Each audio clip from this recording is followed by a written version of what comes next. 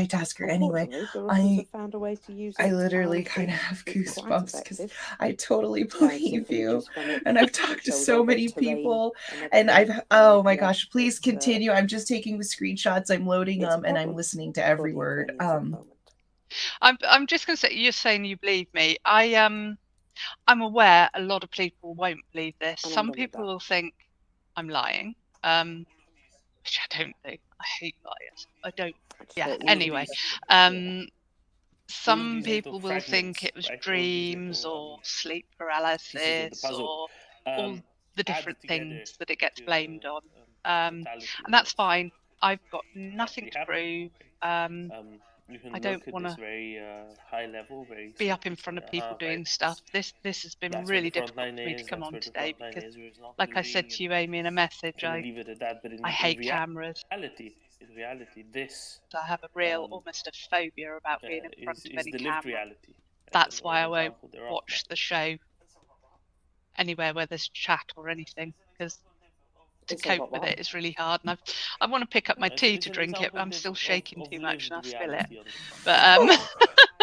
But Yeah, but yeah, exactly. the reason I'm And coming out on that's why and I enjoy the talking about this transcripts is that I get as well. That the selfish reason is they obviously it'd be they know absolutely what they're fantastic dealing if with. I found they know anybody that else that the had had Russians these do beings have around, similar capabilities. experiences, They whatever might do a that I lot of can crazy cope and with, stupid things. that I can cope with, connect with. Goodness, a lot of them.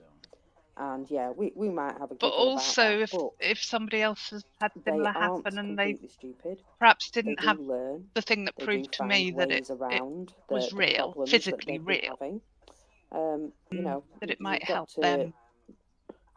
assume that they You're can gonna To make me know cry. if it You're was gonna make me real or, cry. and are doing. don't be daft. So yeah, I'm a little Yes. I'm a little blown something away. that Like I can't even believe Ukrainians I'm getting like currently teary eyed. dealing with, I'm but, excited because I as have you can somebody see I can introduce you the to reports when they say they who report I also attacks in a believe. big long So list of I just places, want to put that out there they just are from the still beginning of fighting hearing to your conquer story. that. And I know they're So telling the truth. I know as yeah, weird as that sounds, it's but allowing go for ahead the and Russians to continue. be I able to have the plan images in better. the overlay, so you just let And me in some know cases, what it is image you want to working pop up, to and I their can't wait to benefit. get you But connected with these the thing people. is, So if go they ahead and completely continue. destroy something Okay. before taking it, what Right. are So they yeah, taking, really? these Apart from beings a would come in, piece they'd of sit on me. dusty Now, ground. the room was So, dark. I had if they take like so many heavy, thick meters of velvet broken curtains up at the ground, windows to block it's out a the light, massive so it used to be achievement, really. very dark. So initially, I couldn't give you a visual description, Quite right. but Well, let's, because I'd be like, get This off is me, super get off me, and news, put by my the way. hands out, and I I'd think I know what you push have. them, Go and for so it. I was touching them and feeling them, and because Is it they'd a sit phone right call on my with chest Zelensky? and right on my stomach, Yes, wasn't with me though. and you're like, you know, Right. waking up to that, It you was want to, with Xi and Jinping. I used to shove them off and get President out of bed Zelensky and has run confirmed he has into had my a parents' lengthy room, and screaming, meaningful and wouldn't phone go back in my room.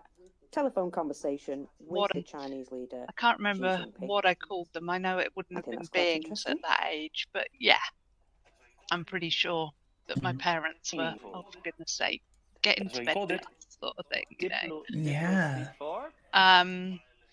But these beings, they were didn't small. disagree violently and loudly. And I pushed one on the head, and I know people talk about them having dolphin skin, and I know, I think it was Matt Munez on Chris's show the other day, Mindful, said that the skin was ancient, and the head felt like a watermelon, and I know that sounds really stupid, and it gives me this vision of this green watermelon and pushing it, but that's what it felt like. It was this leathery but very fact smoothish that ice has been broken. sort of I feeling think that that's quite meaningful. you felt if you run your hand over it, you might even get a squeak. Does that make sense? No, that makes perfect sense. I understand what you're saying. Yeah. And I can just one phone call this far. it wasn't cold. It wasn't like fridge cold, but it was colder than us. It wasn't the same body temperature like we have. But yeah, so that was the initial. And they do things like they'd put their fingers over my nostrils and put a hand over my mouth, or not pull my hair hard, but like feel my hair, and just generally they were away from pokey proddy sort of responsibilities, almost like mischievous elves sort of thing, but as if they were two kids mucking about and just seeing if they could get a reaction or seeing what things felt like or whatever. Just one question. What kind of sunscreen do Anyway, you so normally need if this you're happened a visiting few Crimea, times, and then my in parents July, said August? to me, "Leave your curtains open because your room is, you know, really, really dark." Yeah, that's good to know. So perhaps Thank you. that's what Nothing else. you're waking up, you can't see, and it's making it more scary. And 50 fast. so, Let's start. where the house was, my room was at the back of the house, but there were street lights out in front, so I get some light in there when It's a bit the warm curtains there are already, open. isn't it? There was, I heard you know, this the morning white that net there may curtain. have been something happened in Just Sebastopol. left that, but left the main curtains open. It makes so sense why it's warm there, right? then I had 'Cause it's as some far south light. pretty much as you can get in Crimea. And I had during the night with a little bit of light. They Of did course, come in at but one I point. think it's and yeah, it's reported to have been a little Grace, bit warmer than you know, usual I mean, at just the the moment. classic.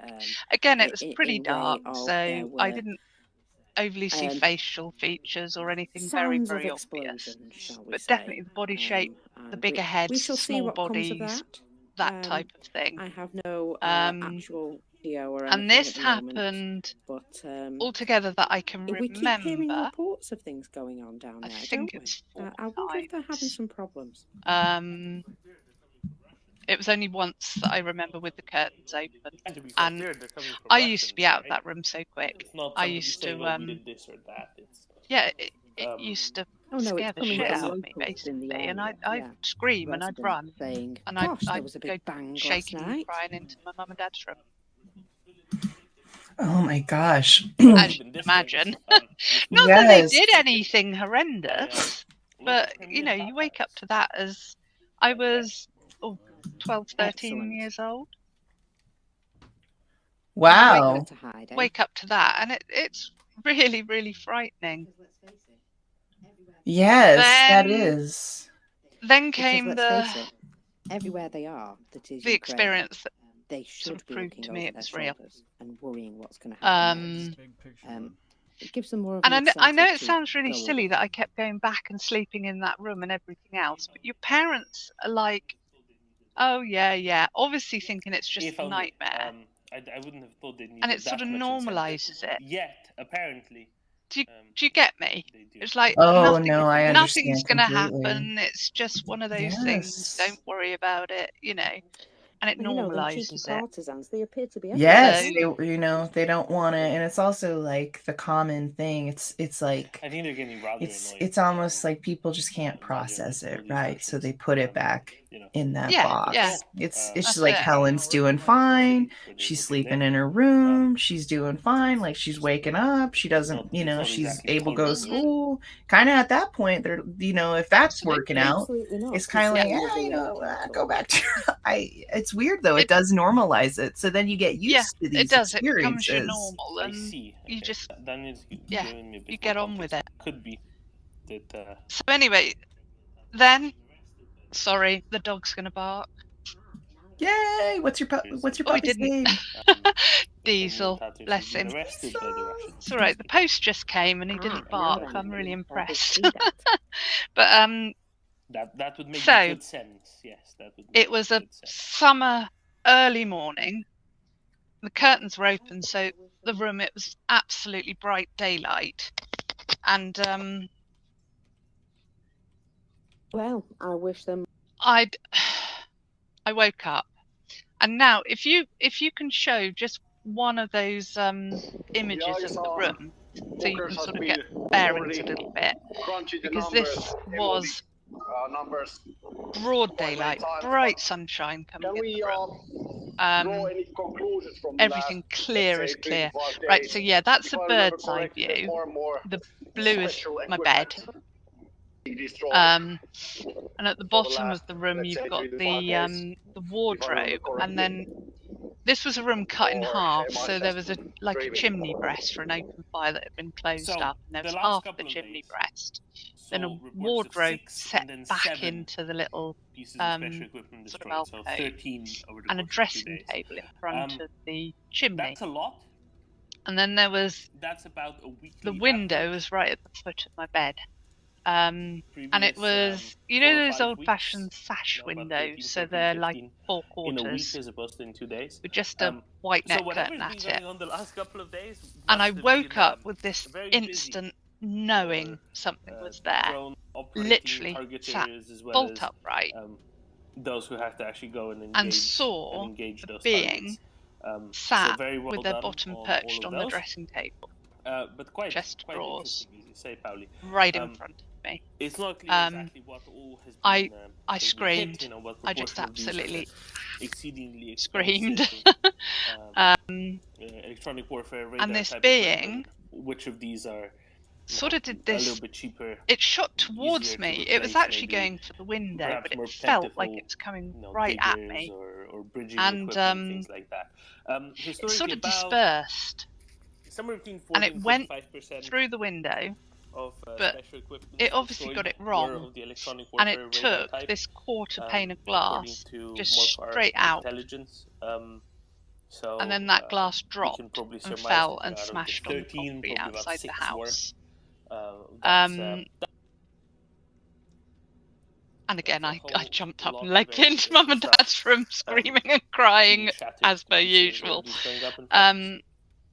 But I said to my parents, Yeah, you it need took the window out. like a brigade size to kill all that, in a sense. So I think one thing we haven't this maybe being discussed or a bit different analyzed in the fact that is when they were coming in how the twos, situation is, they seemed really young and mischievous and active and for Ukraine army. curious, if we inquisitive, you compare know. This being seemed like it was and really by old, this I mean wise, the counteroffensive. In the counteroffensive, and they didn't have. it was ancient. It was. All the It equipment seemed they have just now, old. and also long range, again, it looked like a grey, missiles, very, very much like a grey. long range, The no nose and big eyes shells. type thing. And, as a ranger, I would say this is a really good very, thing. very ugly. Working maybe 50 to 100 kilometers behind and the lines. I'm not if sure possible. if it was wearing a Also, cape, partisans can work perhaps with a behind bit the of a enemy hood on it, lines. that sort of And, trailed as specifically it the, left southern where region, it was sat, and then just give guidance, or if it was GPS coordinates that hit here, hit breaking here, down in some way to And go 1 through the year solid ago, matter I that think was the they window, weren't able to and therefore as it was breaking this, it down, it looked if like they perhaps didn't there have was a all bit the of floaty equipment. material. Now they have. Does that make sense? Yeah, that makes complete sense. And I just wanted to add real quick, what you're saying is incredibly shocking, because some of the most people that I think are really legitimate have said the same thing, including Robert Bigelow. I don't know if you knew that, but Robert Bigelow, when he was a child, his experience was that 3 hooded figures who were 3 feet, 4 feet tall came into his room. And he said this was before he was ever exposed to any sci-fi. I just wanted to add that your stories, That's giving me really, goosebumps. yeah. And that's kind of the goal, right? Is when we start seeing these correlations, especially with validity with other people, it it adds a whole, which is why I love going to the conferences. But I didn't mean to interrupt. I just wanted to add that. Oh no, I'm glad you said. That's why I'm here, Amy. I want to find out if other people have had the same sort of thing, because at the moment I don't know anyone. I know there are people who talk about having beings in their room. I've heard that story quite a bit, but not details. I don't know, like you say, the correlations. It would just be really nice to know they're just so other people, and especially if I could connect with anyone and element or another element, knowledge all type of them thing. together. And oh yeah, I got him. I found him, because some people, they just don't want to come out with it. You know, they're scared if people are going to call them a fraud, or they're going to. It's scary. It's scary. I'm just so proud of you. I'm so proud of you coming on, because people don't know how hard it is. They really don't. They really don't, because some people do it and then they. It's I think really even tough without for them. fear of cameras, Damn, like I I've fucked got, him up, dude. I it's just kept bad switching enough, the weapons. But you're so good looking, girl. We're too fine to be this stressed out. It's not about looks. It's not about if they're my harvesting, looks, whether I'm attractive, lots of unattractive, trucks, whatever. for example, It's not out that. of I just hate the cameras Russian pointing at economy. me. I hate being the centre of attention. Of course, I Scooby-Doo vans are used the when I UAS was young, I Scooby-Doo had vans quite a good are voice. My also dad part was a of this. musician, Maybe if I pause did it, quite I a can lot, say and he stuff. wanted us to go on stage and sing, to send to me Shaggy sing, Fella. him play. I couldn't do it. I used to get I stage did fright see and just yesterday clam a up. very And nice there video was no way I shared by could be the Special centre of Hairs on attention Cat like that. I of hate it. Scooby-Doo vans being particularly Yes, and yes, it's very talkative, shall we stressful, say. right? It's very stressful to have all that, especially when you're sharing your experience. That makes it For like a sure. lot. But let's not But focus it's on just that so because funny when I don't I've want to seen make you them on nervous the because I know how it balcony is. No, I know. I've been, I know how it been is. doing all It's right. nervous. Well, I know I when keep I telling got myself, started. you're just talking with Amy. Yes, you are just talking with Amy. There's no one here. There's no one here, and it's good. Like No, it's but I good hear for us to there's focus several guard dogs. 100% on this. But yes, please continue. Anything you want to Yeah, that I continue. mean that I pretty was, much is No. the main Okay. experiences. Okay. I think my parents, never I mind. do remember once they'd actually sort of got up, come to, and what have you. My dad, and Dad used to fix everything. He used to do the houses up and stuff, so he obviously was going to be sorting out the window. And I don't think my parents To the question realised earlier, I was they're upstairs in my not quite room, 25 years and they old. were The down on things the that are drive. initially Austrian And I design, overheard the that are headed conversation, to, which to, was to Ukraine from Slovenia. my dad So it's turning around to probably Mum and not saying, "She's right, you know, an something evasion definitely came tactic. That out of that window. If a bird or something had hit it from the outside, that there would have been so in other words, the Austrian government some traces of glass or something in the frame. re-entry license But there agreement, was which is good. the whole pane had Which is cleanly good, gone because it could out of the hopefully move window, them along out of down the on the state ground. of Switzerland that is stuck There's in. no trace of glass around the windowsill or anywhere at all around the window. Nothing went into the room. And It if all Austria moves came out out of it, of the room. who knows? Maybe even So Swiss-made piranhas eventually I'm just so make it glad that out. you're here. It's just a real special experience because this is why I do it. I want to be face to face with the phenomenon. And this is one of those moments. I have a question from the audience. And it's from Dorothy Hawkins, good friend of the live chat. Hi, Dorothy. Hi, Dorothy. Love you. We love you, Dorothy. And the question that she has is, do other members of your family have these experiences too? Sometimes it's common in family that they have these. Not these exact experiences. Remember last they week did we were both talking have about some Russian strange things trains happen. being sold to India, Mum being had a used near-death as some sort of experience a where she left her workaround body and went to to the allow light Indians and to spoke somehow to relatives pay who for passed some of the various stuff. some Dad of had some of the military odd products things happen. from Russia that had been kind of He, frozen and stuck through in the Second Russia World War, because what they have you, can't had some find a way to pretty pay for freaky them experiences. without incurring the wrath of others, but not without incurring the wrath. Strange and beings, the not being complaints visited by anything. effects on their banking sector from other countries. So have you found anybody that I mean, well, it's such a vast community, so it's hard to phrase this in a certain way, which is trains that they have ordered. Obviously there's a lot of connections that you've made in our live chat family. Obviously there's a lot of people that you've talked to. How many people have had similar experiences as you? And obviously you don't have to name them, but like, a lot of people are looking. So somehow I'm so excited to tell you. I can't tell you the name till after, but I'm excited. So that's why I'm doing this. I know other people have met Greys or similar, but I've never spoken to anybody who's had a really similar experiences. This is reported in Izvestia. It's interesting because I feel like there's a lot of people who run these shows or do these kinds of channels or are big speakers that I think like Bigelow doesn't talk right. very much about his experience, right? So on the topic But of things happening, or it's out there. actually And I not think a lot happening. of Any more people, news about the more May 9th people who go to parade the and why conferences, I think Russia they all canceled do. I it? have this weird idea. Like, I think all the aliens have visited all these people.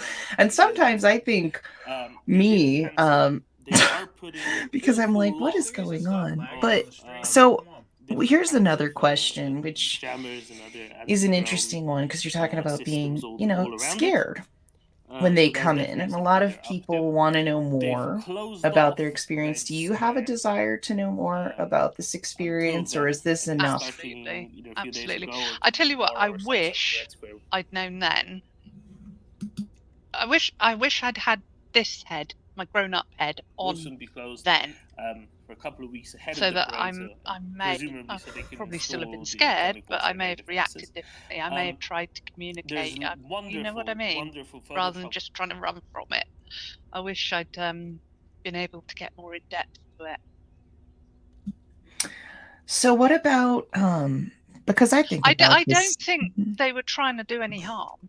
I honestly, looking back, I think the what seemed younger beings were just very curious, and I think the older type being seemed to be protecting me. Why do you think the younger beings were there? Like I say, they seem to be curious. They seem to be, trust me, I can assure you know, wanting to feel what things were like, or whatever, or just causing mischief, or just having fun, maybe. I don't know, but Kind of like they were meeting you for the first time, or they were like, "Who's this person? And I want to get to know them." Yeah. Wow. No, that's What did you ever hair do? like, and what's how you know, in Russia they're a just little bit and how light do on they industrial breathe, and standards, right? if I So put my hand here, that's where I'm saying you know maybe they what I might be mean, more that than type 8, of thing. because of course if you're a That sounds like a doctologist, very close connection, and that sounds like beings who really want to get to know engineering you. excellence That being is said, because you're talking about wanting to know they're pretty more good at, right? about it, And they will, would of you course, do like lubricate hypnosis whatever or, you know, carriage it is, regression, or or the is that vehicle you is, would? Give it a go, yeah. towing appropriately. Yeah, I Now, mean, because imagine that's the something else things a that, little bit you know, rusty, things we could don't try Be to hook you up interested with. to know if there were experiences that I've forgotten about. I think that 8 horses might end up struggling. Mm-hmm. Yes. Or if what I remember is everything. Right, right. And it might put a little bit more confirmation. Have you gone to UFO conferences and like these kind of No, conferences? we don't. They have them in the UK. They May don't seem to have 1st bigger parade cancelled in St. sort of Petersburg. things. Although there's one in Glastonbury, I think it's July, that I'm hoping to go to. Cool, that's great, because it's so accepting. Like I don't even know. I remember just running into this random guy at a conference, and he was like, "I'm Syrian," and I was like, "I'm Pleiadian." It's just it was normal, and we were like, and it was like I don't know how to explain. And I always think there's this veil that I am slightly connected to, that I don't completely accept, which is why I do get into the woo and I do like talking about this stuff, because I don't know what that was. Like, I don't know where that came from, and I've had a couple people come on the show and tell me I'm Pleiadian. I've had a lot of that, like that's the one I'm connected with, which is weird to me. You get a sixth sense, though, don't you? It's an intuition thing. You know there's something there. You don't know what it It's also is, very but you know it's there. So for anybody But then I who think a misses lot the of us story, also, you hold yourself back a yesterday, the little Finnish bit president, because Sauli you think, Niinistö, oh, maybe was it's in crazy.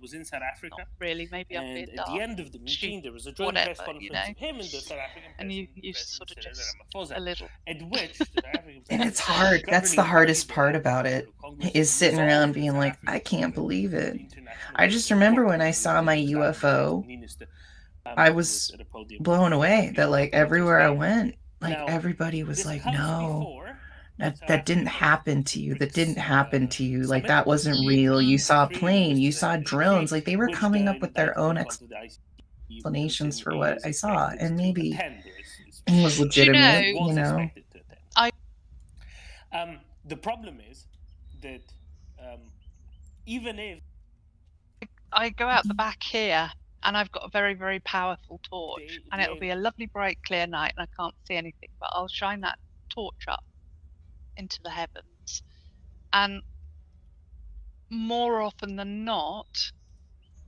something will turn a light on and shine it back at me. Not all that high up. It's not up there in the stars, but I seem to get responses when I do stuff That's like great. that. And that's what a lot of starseeds say. Like Lily Starseed Nova, who came on the show, she did astral photography, and when she was doing it, she would see these little hellos. Mm-hmm. And I've had hello moments that have like when before Adrian Reister, he was this military guy who saw a shadow person. He was coming on the show, and it was like one of the hugest shows that we ever did. It got like, we had so many people in the chat. It was insane. And I'm, you know, it's always nervous to go live, and that's one reason I like to go every day, so that I am calm when I have an interview like this and I can think clearly, right? Because like when I first started doing it, my heart was like beating like out of my chest. So this was a weekly show, and then I saw 4 or 5 of them. I saw 4 or 5 little. I look up all the time for them, and it was like, whoa. I was like, did somebody just say hello? And then we jumped into this thing, one of the hugest shows, and I was like, I think that was a hello. You do seem to whatever it is have connection if you allow space for it. You can connect. Speaking of the other person, yes, yes. What do you think? What do you think their message is? What do you think they want to do with us? What do you think? Why are they coming and seeing us? Why? I think it's just all part of the bigger picture. I think our human experience in this body is actually only a very, very small fraction of life. Allegedly, he's in a military hospital. As in, not this lifetime, but as in life together, whether it be in an energy form or spiritual or woo or whatever. It's like the soul thing. And said, "Hey, I'm most free people now," think of or something along these lines. Them as a person, their soul's inside of that. So it's not entirely it's not a soul. It's a massive thing. Fun and excitement all around. Here, this body, this life, is only a tiny fraction. Was broken into, broken out of, down. And those connections with what's out there is part of that bigger thing. It's just. That's amazing. So we're rounding out the show, and I really want to take some time backstage. I know. I hope that's why it's like but that's, you know, it's good sometimes, because then everybody knows we're doing it now. This isn't a 2-hour. We're going. It's happening now, which I think allows a lot more people to just kind of jump in. But before we go, because I really want to spend like 5 minutes, because like literally after this, I'm like running all over the world nonstop. Like I open the door and I'm like, let's drink our coffee and go to work. So before we round it out, I want to ask you if there's anything else you want to tell the audience and share with the audience, because I really want to just tell you this amazing thing after the show that I can't share with everybody. I'm sorry. But anything else you want to add? Video at the beginning of this. Very, very quickly. I had an experience. I don't know if it's a cryptid experience. I was out on my pony. Area. About 14. That has and never there was seen something war, out there, not and in recorded history. I couldn't see it, but in When every other people way, in it the fitted Baltics, what you would think Romania, of Poland, a Bigfoot they see experience all or these something. tanks I could hear on it breathing trains so and military loudly. hardware. I could hear it going through Does the trees. that give It the sounded people huge. comfort that there is help coming? I couldn't see a thing. Or is that more frightening? And that to them? was. All right, Was this it should be James that you had on the show the other day? James Fox. Ron James. Sorry, Don. Ron James. Ron Fox. James. Sorry, I said Don. I didn't. Yeah. James Fox. That'd be cool. He's gonna be on Joe Rogan today. That would be great if we could get him. Yeah. Yeah, Was can it you, him who talked about repeat that, or maybe dimensional clarify? cryptids or something? And he had an experience, but he couldn't see it. This is what I'm saying. It's just Was it like the that. big cat that he was going to impale on a stake or something? Or was I that don't something know. completely I have different to somewhere else? I can't remember. really Someone was talking about it recently. But embrace myself yeah, that it I don't reminded me of get the too same thing as sarcastic, that. but But I there try was a to be now creature really out in the forest, how to but I say, couldn't see cool, it. calm, and Couldn't collected see when I anything. answer. And I mean, and that I don't I go overboard. was on the So, pony, and I got faster as I here went in on in Finland, case we've there been was something there. Or I was a fighting the bit worried Ruskies the for pony might 800 get years. spooked, which it was a bit In a nervy and way, a it's bit, a national but it sport. was okay. But Sad one. yeah, but every sense they are like that. They don't other have than sight any was telling me value there for was a big human life. creature So right we are by kind of me used in the trees. to And as I sped fighting up, them it off and got faster, and its breathing got heavier playing with and the silly faster. games. Yeah, but I couldn't see a thing. So we I would like think to have that a was nice some nice sort of neighbor creature that east of us, like Sweden, some, I don't or know, veil or thing. let's Well, say you know, a UK. lot of people say Aware of it, Bigfoot But could be that's what we got. extraterrestrial.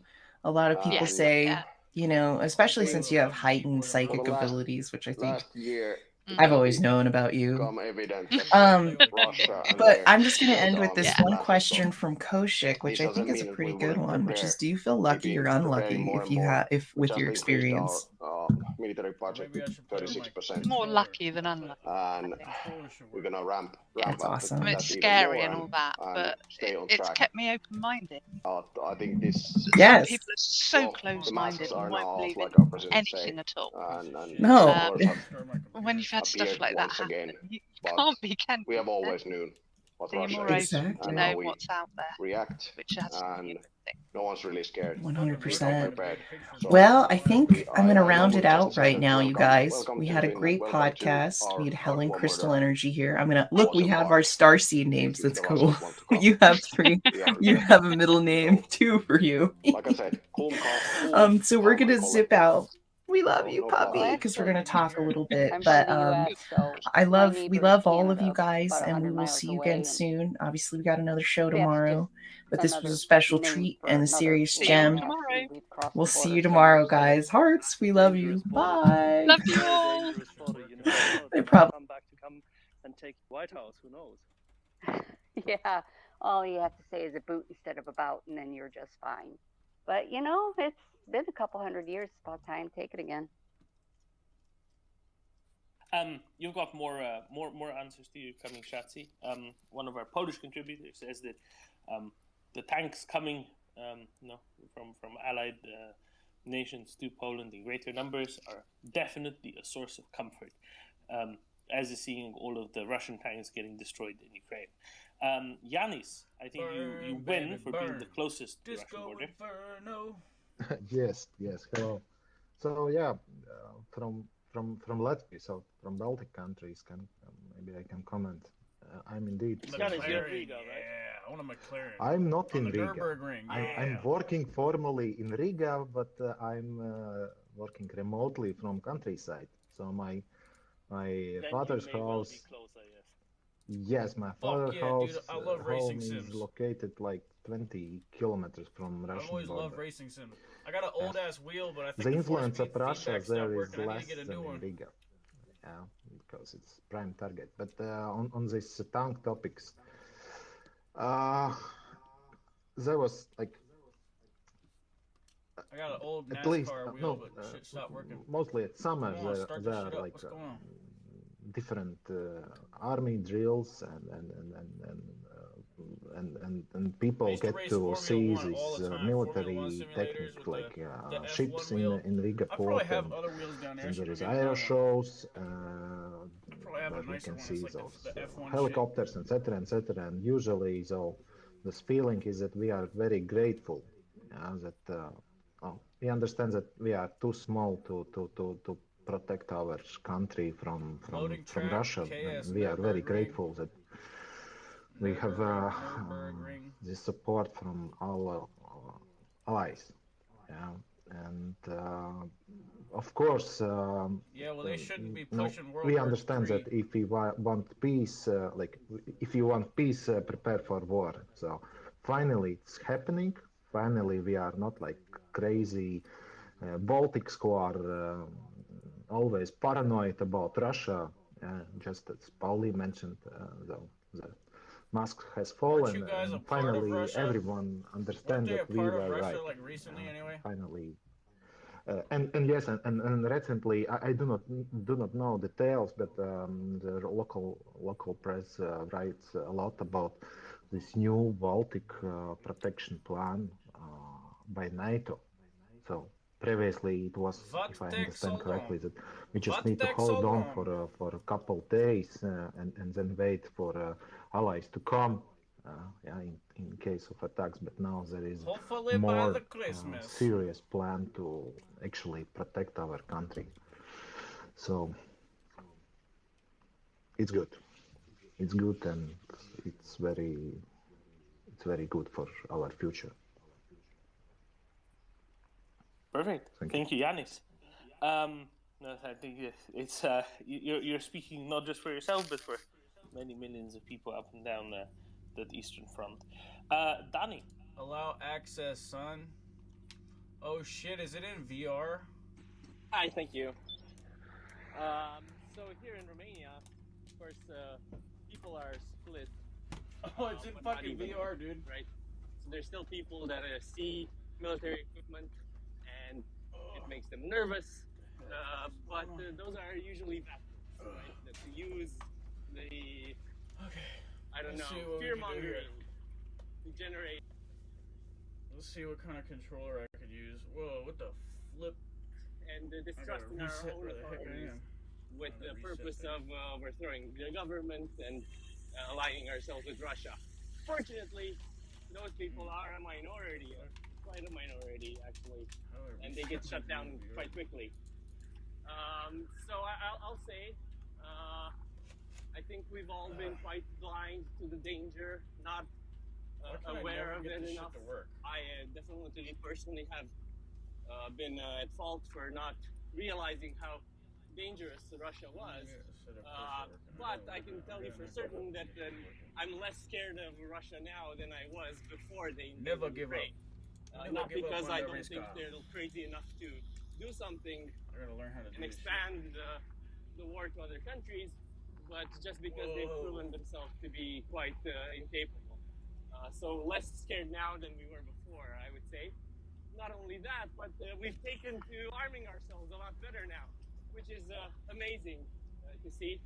And we're very happy to not only be in Hey NATO, Siri, look which up is how to reset your view in a setup godsend, course of VR. but also we are quite the strategic partner of the U.S. because of our geographic position, the fact that we are hosting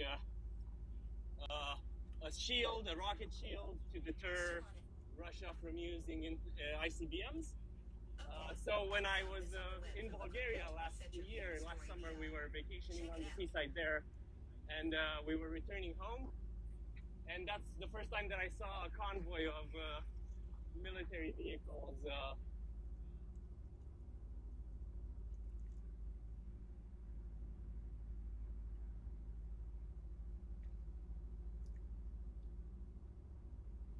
On top of trucks that were heading towards Romania and then presumably out of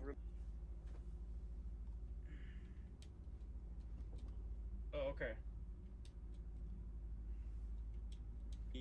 joined NATO when we did. Control plus space. And we don't have to really worry about Russia's imperialistic goals, because they are working towards those goals in one way or another across Europe. They've infiltrated governments. I don't understand what I'm doing. Agencies. Here. Businesses, industries, everything. And it's becoming clearer and clearer that that's the case. And they've essentially burned their own hat. How do I do it? As the saying goes, because now, if people were dormant and kind of not aware of the full risks and not taking things very seriously, that's no longer the case. And we're arming ourselves heavily. We already have tons of HIMARS. We've ordered tanks. We've ordered helicopters. We're getting F-13s. So why is my right stick not working? Oh, it's working. 16s, but yeah. 16, sorry, and 35s as well. Exactly. And I knew how you got the two numbers into one. Indeed, and this is going to be something that you hear from people in many of these across these Eastern Front countries. Shatsi, no question about it. Now, for everybody seeing what the Russians are doing in Ukraine to Ukrainians, knowing that had Ukraine been a NATO member, Russia would never have come, and knowing that because the security umbrella, Russia is invading Ukraine, not them, that's very meaningful and very poignant, undoubtedly, Shatsi. I have to say, though, this has been a profound experience of eye-opening ignorance for me. But for some reason, the gas is like seeing those videos terrified it's me. like I not have going never 100% down. I don't know. in my entire life seen a military Throttle convoy of on any Xbox kind. controller on a And I'm Seto married to a Green Corsa Beret. VR is not putting the throttle to 100%. I can't imagine, but it's definitely been an education. I have a lot to learn about Europe. More questions, but I'll save them for later. Thank you. All right, thank you, Shatsi. Scribe. So I kind of wanted to talk about that, the UN meeting from 2 days ago, and about what Israel did right before the meeting started. I found that profoundly jaw-dropping that they just left the room before Russia can even speak.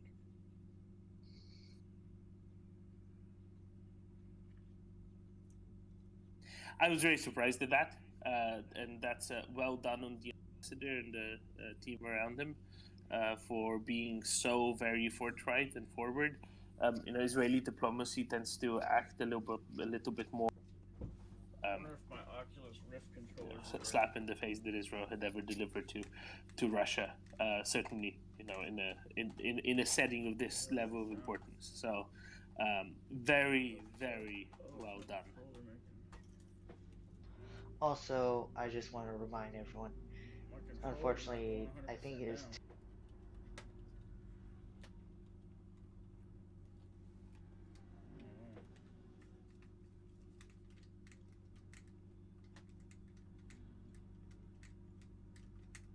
today is the day when Chernobyl happened.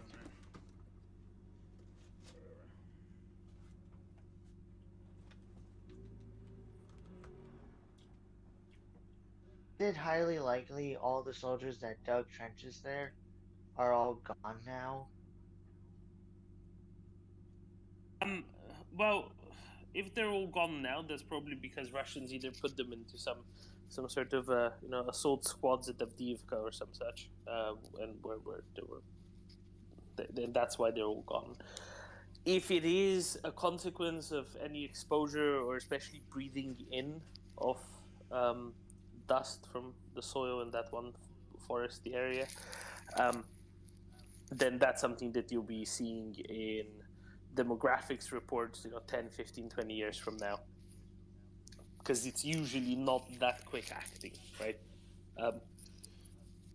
So we're gonna have to wait and see, but the way that Russians have been treating a lot of their forces and the way that they've been very willing to just have them killed off, basically, I don't think it's at all unlikely that they've sent them as stormtroopers to storm Avdiivka or Bakhmut or wherever else at some point. So that's the most likely reason why they'd be dead. Interestingly, on a related topic, yesterday, Ivan Fedorov, the mayor of Melitopol, reported that somewhere in occupied Zaporizhia Oblast, Russians have been digging trenches, and in the process of digging trenches, they've dug them through a mass burial site for cattle with anthrax. Right, when one of these epidemics hit the area, they basically killed off the cattle and put them all into one giant hole and buried it, right? And put a sign, nobody dig here for the next 200 years. And apparently now the entire unit is being reported to be very, very ill indeed. It's things like that, really, really bad ideas that normally would go through some sort of protocol and procedure, except with Russians, they definitely don't. So, what can you do? That's how you end up getting people digging in, for example, the Red Forest, or indeed a biohazard deposit site like this. And then I have one more question for you, Doman, and potentially anyone in the room that knows. Does Russia and Ukraine have embassies in Sudan? Yes, I'm kind of curious on how.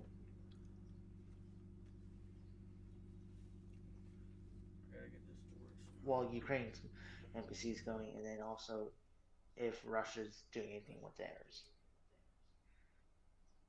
So Ukraine does not have doesn't have an embassy in Sudan. I'm not sure. I think that they might only have an honorary consulate, and then the ambassador in Cairo would also be covering Sudan. I think that's the case. Whereas Russia definitely does have an embassy in Khartoum. Yeah, Russians have of course been involved at a sort of second-hand way through the Wangerite proxies in the current. Can we call it the civil war? Is it big enough already to be called the civil war in Sudan?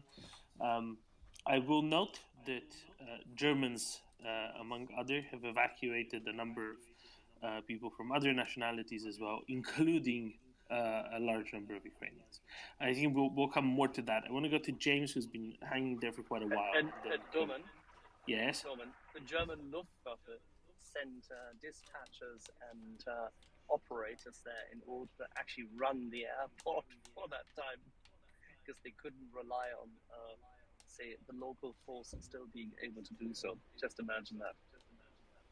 Exactly, and the RAF was complaining a bit because they didn't want to operate into a German-operated base. I don't know what's going on there. I need that clarified at some point. James, please go ahead. I think the RAF needs to. I mean, apart from the fact that I haven't heard this there was a. I think there was a rumor going on and about, and that's just completely stupid because the RAF and the Luftwaffe work so closely together, and specifically those who've been going there know each other from Afghan. So I doubt that very much. I'll go find the news. James, go ahead. Thanks, David. Hi, everyone. I'd like to talk diplomacy again, but this time shift continents. I just see that it's the long vaunted meeting between President Xi and President Zelensky has happened, and I saw CNN said it was a long meeting. I wonder if that would have happened in the absence of the comments from the Chinese ambassador to France. In the back of my mind, I thought that conversation might be more likely to happen after a pretty significant event in the counteroffensive. I just wonder if you had thoughts on that. So you're saying between the Chinese ambassador to Paris comments and the talk between Zelensky and Xi today, I think that the conversation between Zelensky and Xi has been put off so many times that the Chinese ambassador to Paris, according to the Chinese MFA, misspeaking and speaking out of turn, probably didn't matter all that much in the big picture. Whether this will have some sort of a change, some sort of an actual bigger effect, we will have to wait and see. But as has been said several times, including here, there doesn't seem to be a concrete interest at this point in time for China to actually lead to peace in Ukraine.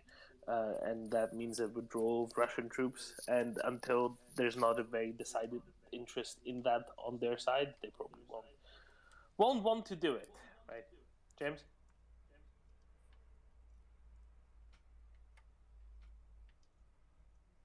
Thanks, I'm sorry. I was going to. I'm very new to this.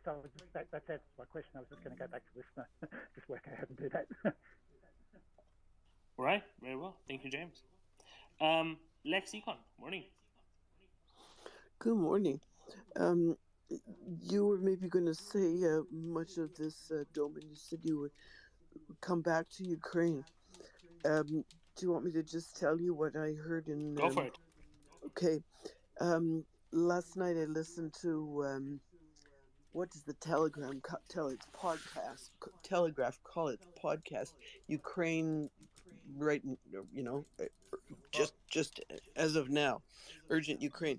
So they said 87 Ukrainians have taken all their people out, some 87 people. it sounded as if Ukraine is there, as you probably know. I think I've heard this here before, operating some aviation teams that run transport there.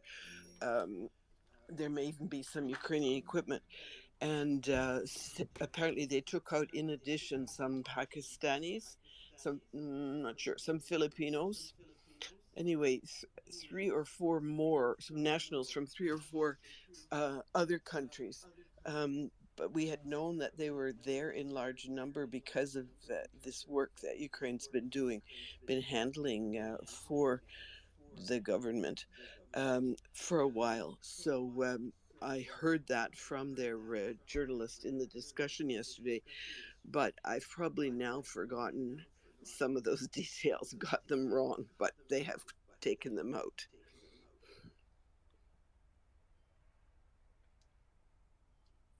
Right. Thank you very much, Lexicon. Indeed, this isn't to be ignored. There are very many Ukrainians around the world working both as sailors on merchant vessels, as well as pilots, aircrew on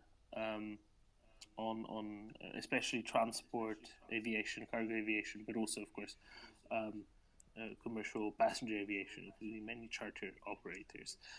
So you at any given point, you have a lot of people around the world just as a consequence of that, including in far-flung places. Marcus? Hey, I've just seen something on fire, and it's not in Russia, but it is related. Would you like to know? Absolutely. So, yeah, in Cyprus, I believe, the building of the Russian Center of Science and Culture is on fire. It's been reported that some naughty person may have thrown a Molotov cocktail or two at the building. Gosh, that's unfortunate, isn't it? Oh no! What kind of building is it? Well, they call it the Center of Science and Culture, but you do know what that means, don't you? The Center of Influence Operations. Yes. Controller.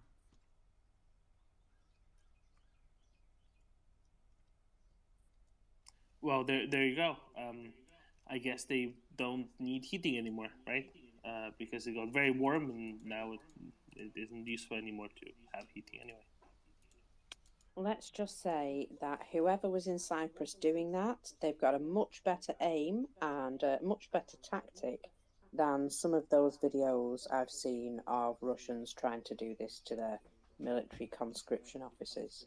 When they like bounce off the windows, or they just set fire to the front door or something. No, they did it proper in Cyprus. A better throwing arm, perhaps. A better throwing arm. Nick, you're from more or less Baseball Central. How important is a good throwing arm when you're trying to get rid of a Russian center of culture and influence operations? It's extremely important. You got to make sure that you get a good pitch so that you don't accidentally set yourself on fire or something else innocent. So a good arm is very important in these instances. But it's interesting. I don't know much about what Russia has going on in Cyprus, but I am guessing some of their Ruski Mir Foundation stuff, kind of like what you're alluding to. Their Domen is based out of that place. If I have to look into Cyprus a little bit more, but usually those sort of cultural centers and whatnot are where that stuff is located from. So just interesting to think about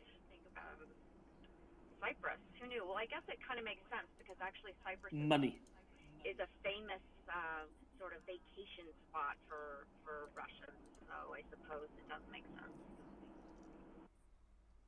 Also money. Lots and lots of Russian money stashed in Cyprus. Right. Makes sense.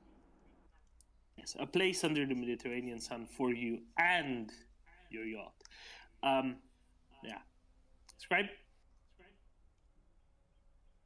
On a more lighter term, I have a question. Where did the ERA meme come from? Because I noticed that last week, and I've been trying to figure out how did this all start.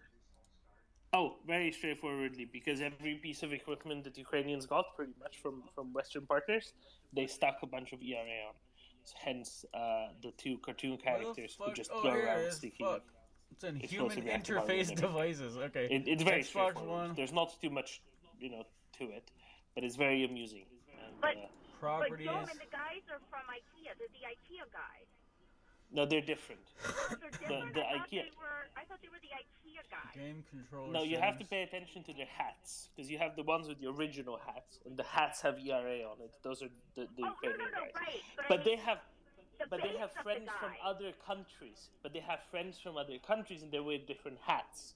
And their Swedish friends delivered them the Stridsvagns, the 122, right? The Stridsvagn 122s from Sweden, but they delivered them in a box, disassembled, and they had the Swedish flag on their hats. So you need to pay attention to the hats. That's how you identify who's who. No. Yes. But I mean, like the base of the guy. Like from what I understood, and correct me if I'm wrong, that like it's similar. That's true. Oh my God, right, and that the reason why they were doing that was because the ERA guys are the ones that are making all of the munitions, right, for the tanks and whatnot, all those new rounds, and so they are constantly like putting them on things. I want to get this like freaking game working for once. Right, and like adding to it. And so, like, there was tons of them like that. And so that's where I got it from, because one of the first ones I saw was, it was an adaptation of an IKEA, like, instructions manual. And then, yes, the hats will indicate, like, who's who. Like, you've got the one, helmet, and the other sort of BDU cap. Those are the Ukrainians. And then sometimes they'll have a hat on and you don't know what it is. They'll slap like a Polish flag on it or something to make sure you know that that's supposed to be a Polish person, or what have you.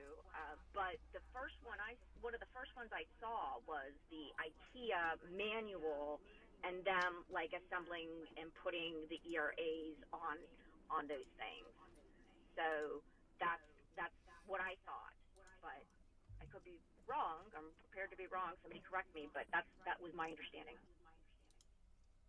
I know who to ask. I will inquire further. Scribe, I hope that explains it as best we can. That does explain it as best we can. Well, now I know the origins of the meme. I actually know how to make more of the meme. The characters that we've all been seeing are called florks. So Flock, and they're from a Spanish guy who uses them in comics and stuff. And if you do ask politely, he will give you access to use them in your own ventures. I'm already trying to inquire about it. Excellent, and remember to put #contact on that. Lexicon. Yes, about the museum. I heard that the night before last, or in that 24-hour period, Russia hit a museum, the Museum of Culture and something in Kharkiv, and the fire is very bad. They virtually destroyed it in Kharkiv, for God's sake. And I'm just wondering if there could be any link to what's happening in Turkey, Greece, or Cyprus. Was it really in Kharkiv? Because I was wondering why Kharkiv. What's with them? With one of these, and it was near no object of any military significance, and it was people talking in the wee hours. It was again Ukraine, the latest, which is that Telegraph podcast. So it was the. Do control space. There we go. Now I know how to do that. reason I'm not sure is because there was a museum hitting Kupiansk, which is in Kharkiv Oblast. and Yes, Kupiansk. Yes, Yay. yes, I think I it got it was. working I'm well. sorry. Oh, Yeah, shit. absolutely. Yeah, I was wondering how big would it be in Kupiansk, but they probably got a specialized Yay. Whoa. museum of.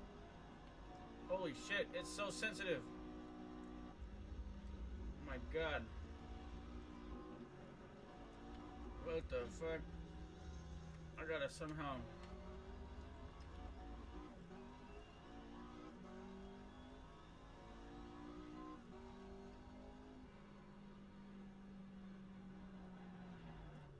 Oh my gosh. This is awesome.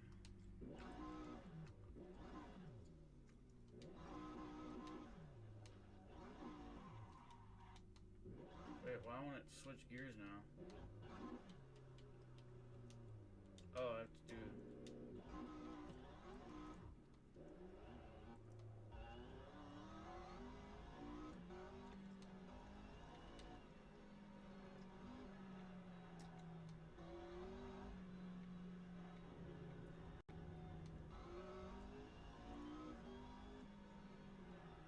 The audio is not in the headset. I gotta fix so the audio is in the headset.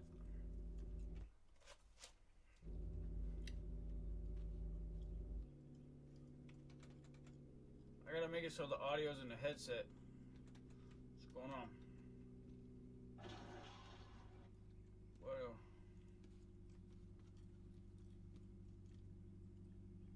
What in the heck is going on?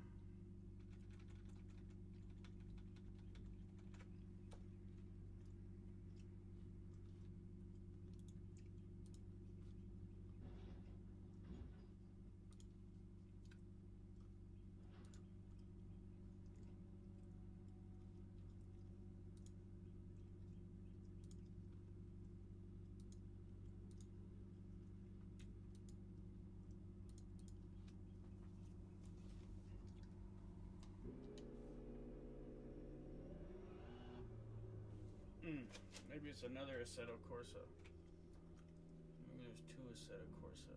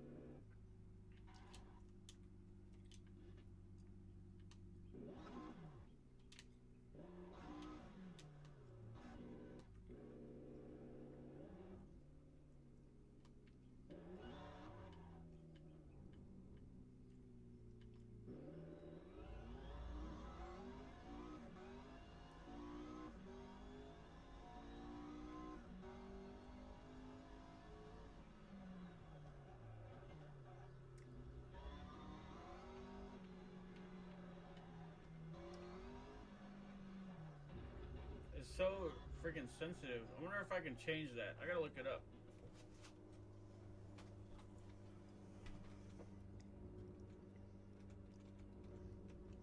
I'm gonna get this working well.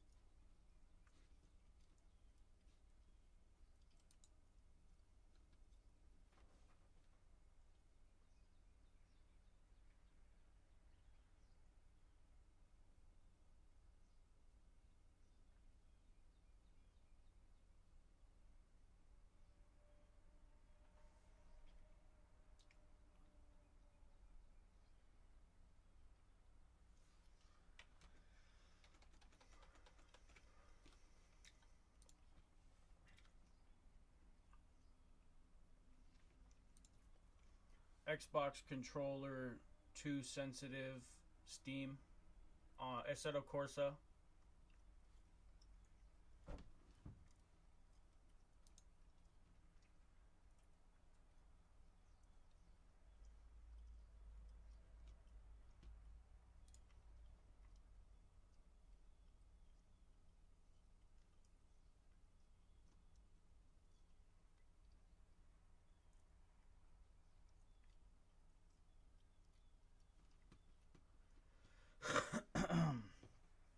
Okay, speed sensitivity 80%. Steering speed 1%, gamma 170.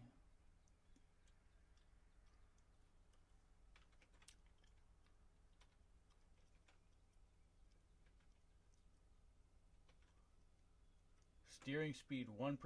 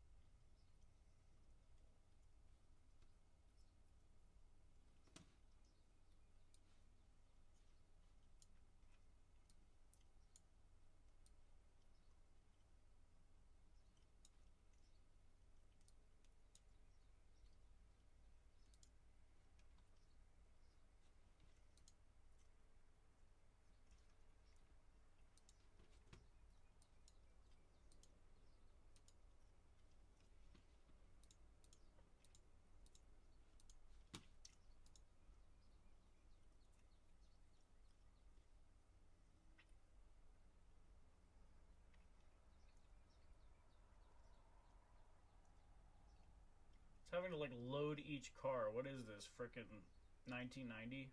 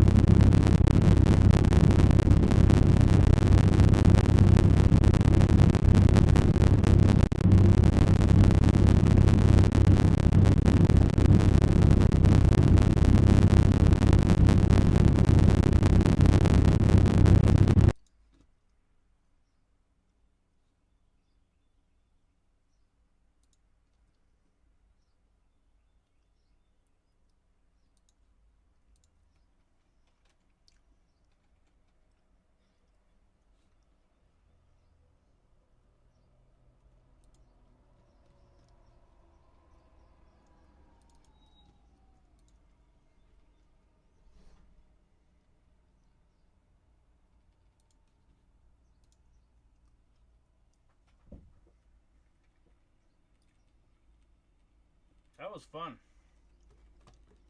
I want to get a steering wheel now. Logitech G27 on sale.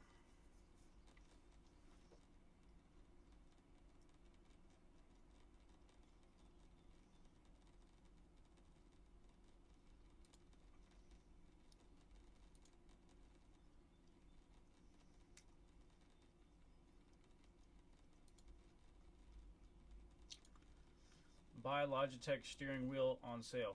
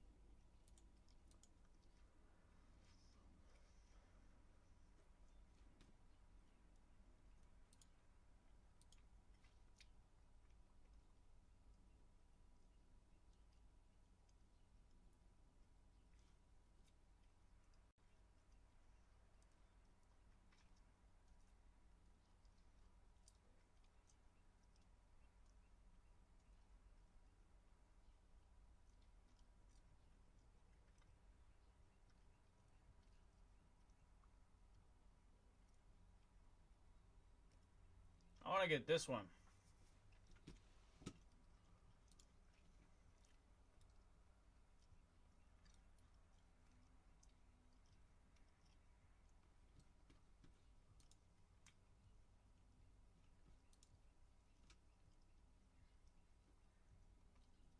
Wish I had more money.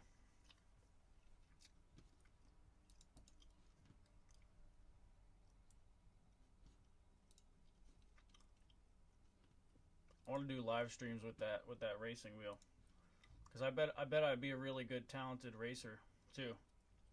I'm gonna buy that. I'm gonna buy that somehow. I got it like $180 a Canadian.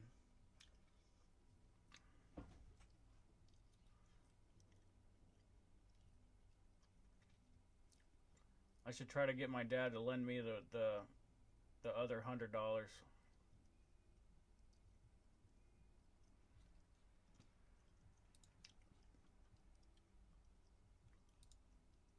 What's 250 Canadian? 250 Canadian to US dollars.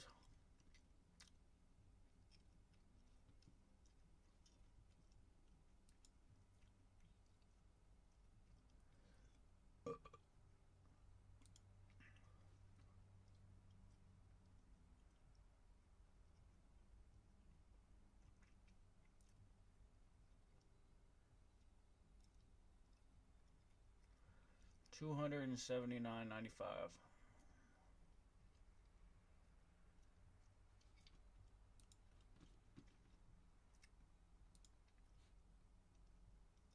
Then I want to get a real car like my grandpa. He has a Porsche. Or my other grandpa, he has like a... What is that car called?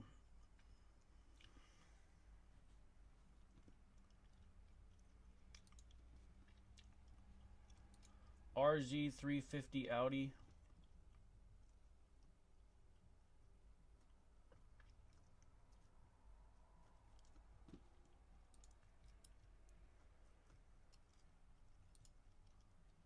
I forgot what kind of car my other grandpa had. Yeah.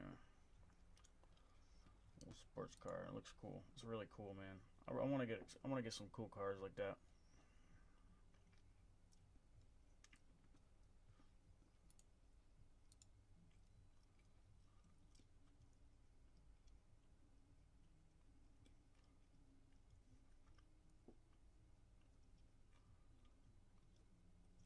I should probably take a shower and get refreshed.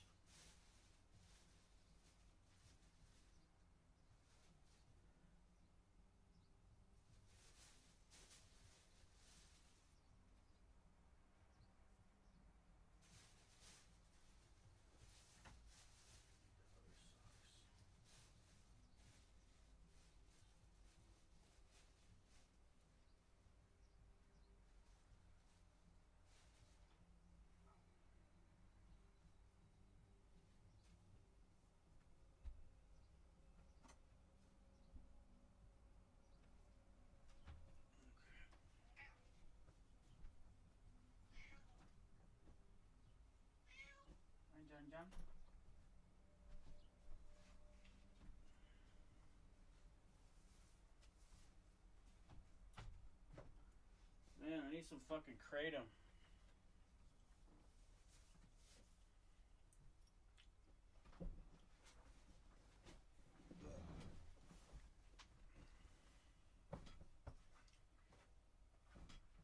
One day I'm gonna develop something that goes over my chair that stays in place with a pillow.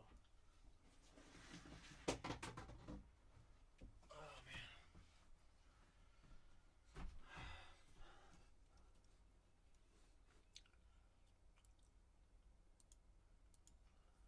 I'm gonna go take a shower. I'll be back. I'll put on something from Greer for people to watch.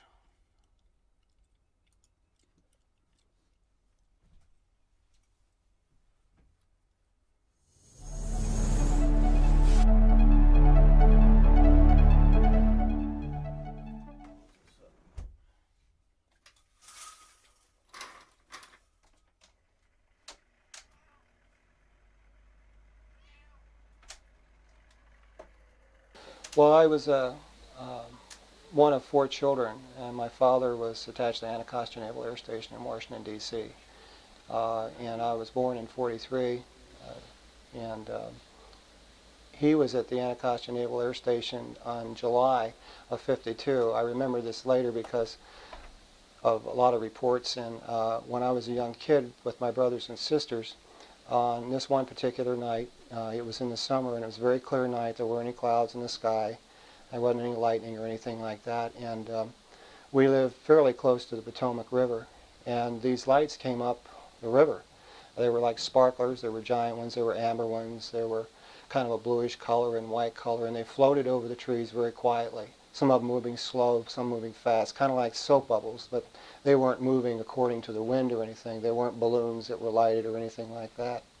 And this went on for about a half an hour. And then we heard some kind of a horn, and then all of a sudden saber jets were coming up the Potomac River chasing these things. And they'd go, some of them went straight up and out of sight, and then some of them just went, you know, they just left. And I was out in the yard. We had a kitchen garden in the backyard, and we had a star planter with roses in it. And I was always, in those days, you had to push your lawnmower and sharpen the blades, the Sears lawnmower, because you didn't have gasoline lawnmowers then. And I was out actually mowing the yard and trimming at the time. And I saw these things, and I ran inside and got my brothers and sisters to come running out. My grandmother was living with us at the time, and my father was on air station duty down at the Anacostia Naval Air Station.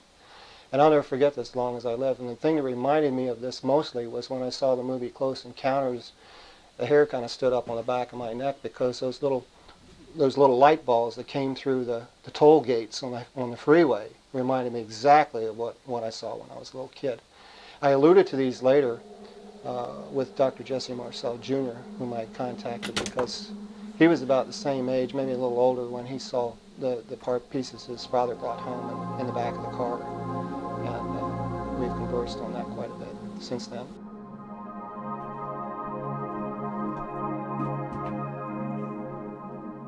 These objects tied in with, in later years, when I began to read about the famous flyover in 1952 in Washington, D.C., and I put 2 and 2 together, and I was there and saw those at that time.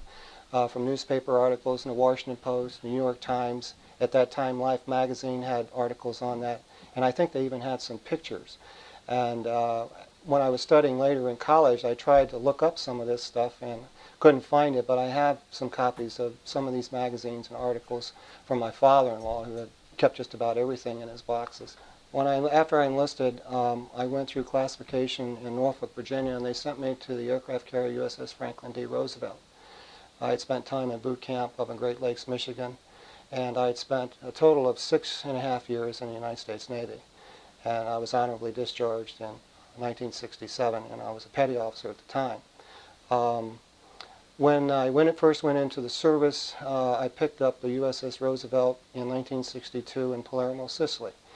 She was at anchor in Palermo, Sicily, and I came on board as a radar operator. I was trained in OI Division, which is Operations Intelligence Division, but it took me a year to get my classified clearance to work on certain radar and electronic countermeasure equipment. I was trained in Newport, Rhode Island, When the ship was put into Bayonne, New Jersey for some new equipment to come on board, the Roosevelt was used as an experimental ship for installation of new electronic equipment, new types of radar, electronic countermeasure, you name it. And also we had some other new type of aircraft come on board the Rosie. My cruise book is from 1962 to 1963, and I had no prior knowledge of anything about UFOs following the Roosevelt or anything else when I first came on board. I was 19 at the time when I boarded the Rosie, and I spent half my first med cruise on board and all of the second med cruise. I extended, as a matter of fact, my active duty service several months so I could come back with the ship, my second med cruise. And when I went up to OCS in Newport, Rhode Island, they trained us on state-of-the-art radar equipment. The Russians were playing war games of their own. They would kind of harass the fleet, and they would try flyovers. The Saratoga was flyover, to explain that. Russian Bear aircraft, very fast, very high-flying turbo aircraft. They got like 8 props on them. And they would do flyovers, and they would monitor our electronic emissions to try to figure out what kind of electronic warfare they could do. And I had detected, in fact, I got a commendation for detecting a Russian Bear aircraft from Commander Gibson at that time. And so we were particularly on watch for this. My job was to be able to challenge. I knew what commercial aircraft were. I could check their, is it friend or foe signals or stuff like that. I knew about the tactics the Soviets used. Military aircraft would, Soviet military aircraft would get into commercial air corridors and try to be masked by the IFF squawk from the back of commercial aircraft, you know. I was on mid-watch during my second med cruise, and it was about sometime between midnight and 2 o'clock, and I had a contact come on the radar scope. This new radar that we had, a SPA 50-inch repeater. We used to have SPA 8s and a VG, a vector guide that we plot aircraft on, and I knew the difference between surface search radar and air search radar. There's differences in polarity of the radio signal and things like this, and how the waves come back, all this stealth kind of stuff, you know, active and passive electronic countermeasures. So I know the difference between a flock of geese, or, you know, wave returns, or false echoes, even we could generate false signals. Part of my job was to generate false signals to midshipmen that would come on board the Roosevelt for training on radar equipment to see if they could tell the difference between an internally false signal that's generated and a real signal on the radar scope. And in fact, this was the first thing that challenged me to check it out in ECM as to whether or not the contact I had on the scope was genuine.